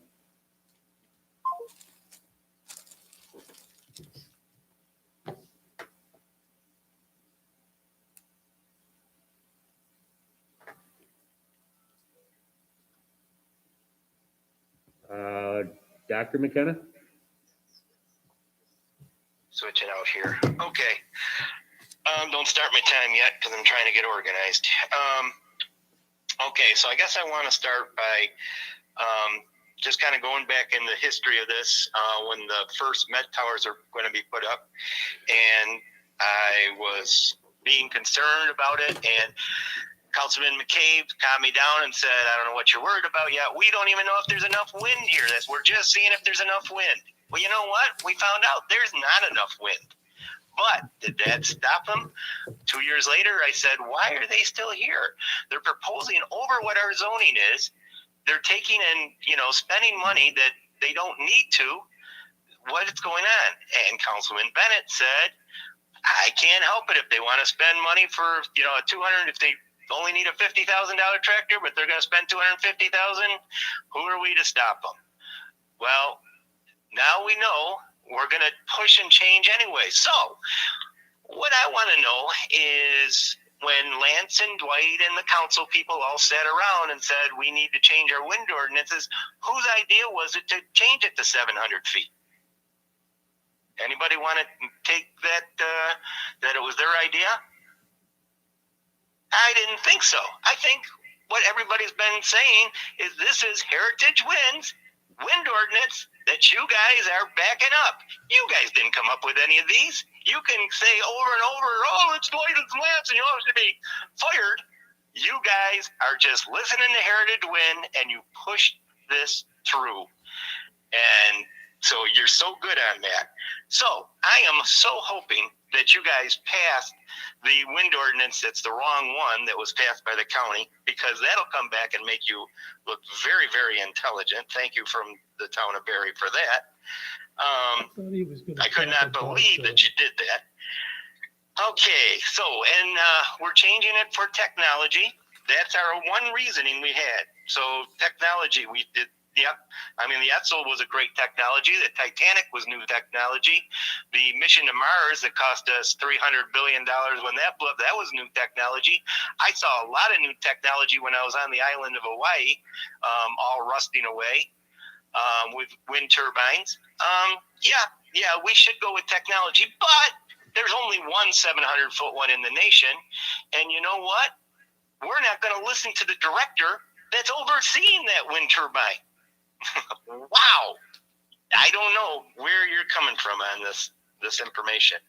So, and one more thing that I did notice, you're going through the seeker and you said there was no negative impact, environmental impact, but I know you guys did your homework and you know that 11 of them are located in wetlands or near wetlands, but you did your homework and you knew that.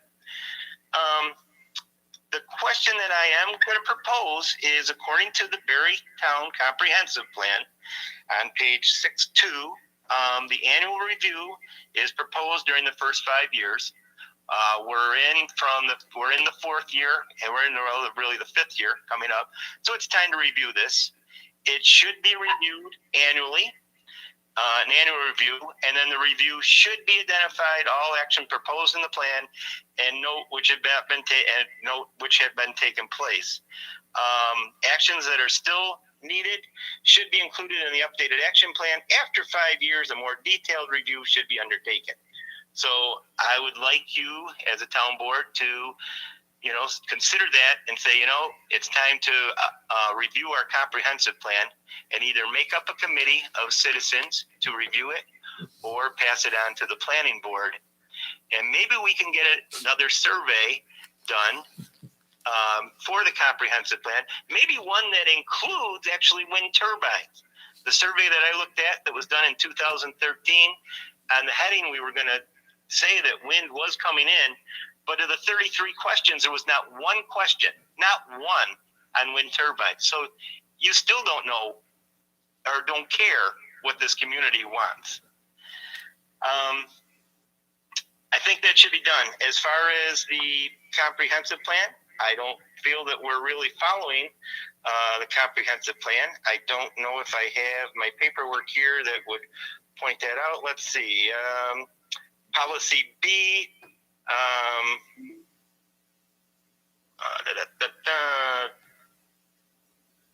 No, mainly it's let agricultural stay agriculture, and we're not really doing that. Support tourism. How does this support tourism? These eyesores. The policy F, number 3, voluntary design standards should encourage the development of interior lands and the preservation of vistas and countryside. Putting up 33 structures the size of the St. Louis Arc that's going to move and lights does not preserve the vistas and countryside of Berry. Dr. McKenna, 1 minute. Yes, is it 5 minutes? You're coming up real close. Okay. Encourage farming is the preferred land use. Let's see. Natural resources and environmental protection. Protect the wetlands. There's going to be 11 turbines that are located in or near the wetlands. But you said there was a negative impact on environmental, so who cares on that? And the annual reviews, no reviews have been done. We need public input and listen to the public, not just the leaseholders. The green energy thing will not alter the natural and cultural regions. It will. And there's been 3 surveys done that you haven't really looked at any of them or accepted any of them, but they're all said no to the regulations that you just passed. I would say if everybody wanted to, I had a dream last night, and I think a movie we all should look at right now is 8 Men Out. I mean, it's priceless. You can take and put the fans as the citizens of Berry, and the players as the town board and conflicted members of the planning board, and just go from there. It's too bad we don't have a commissioner. That's all I got to say. Okay, thank you very much, sir. Who's this? This is Sean. That's Sean? Oh, okay. You sound like Floyd. I'm sorry, Sean. No, sir. That's the mask. Okay. Okay, thank you very much, Dr. McKenna. Have a good evening. Uh,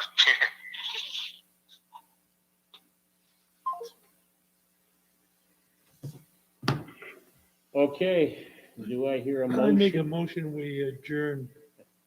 Second. All in favor? Aye. Opposed? So be it. Thank you. It's passed.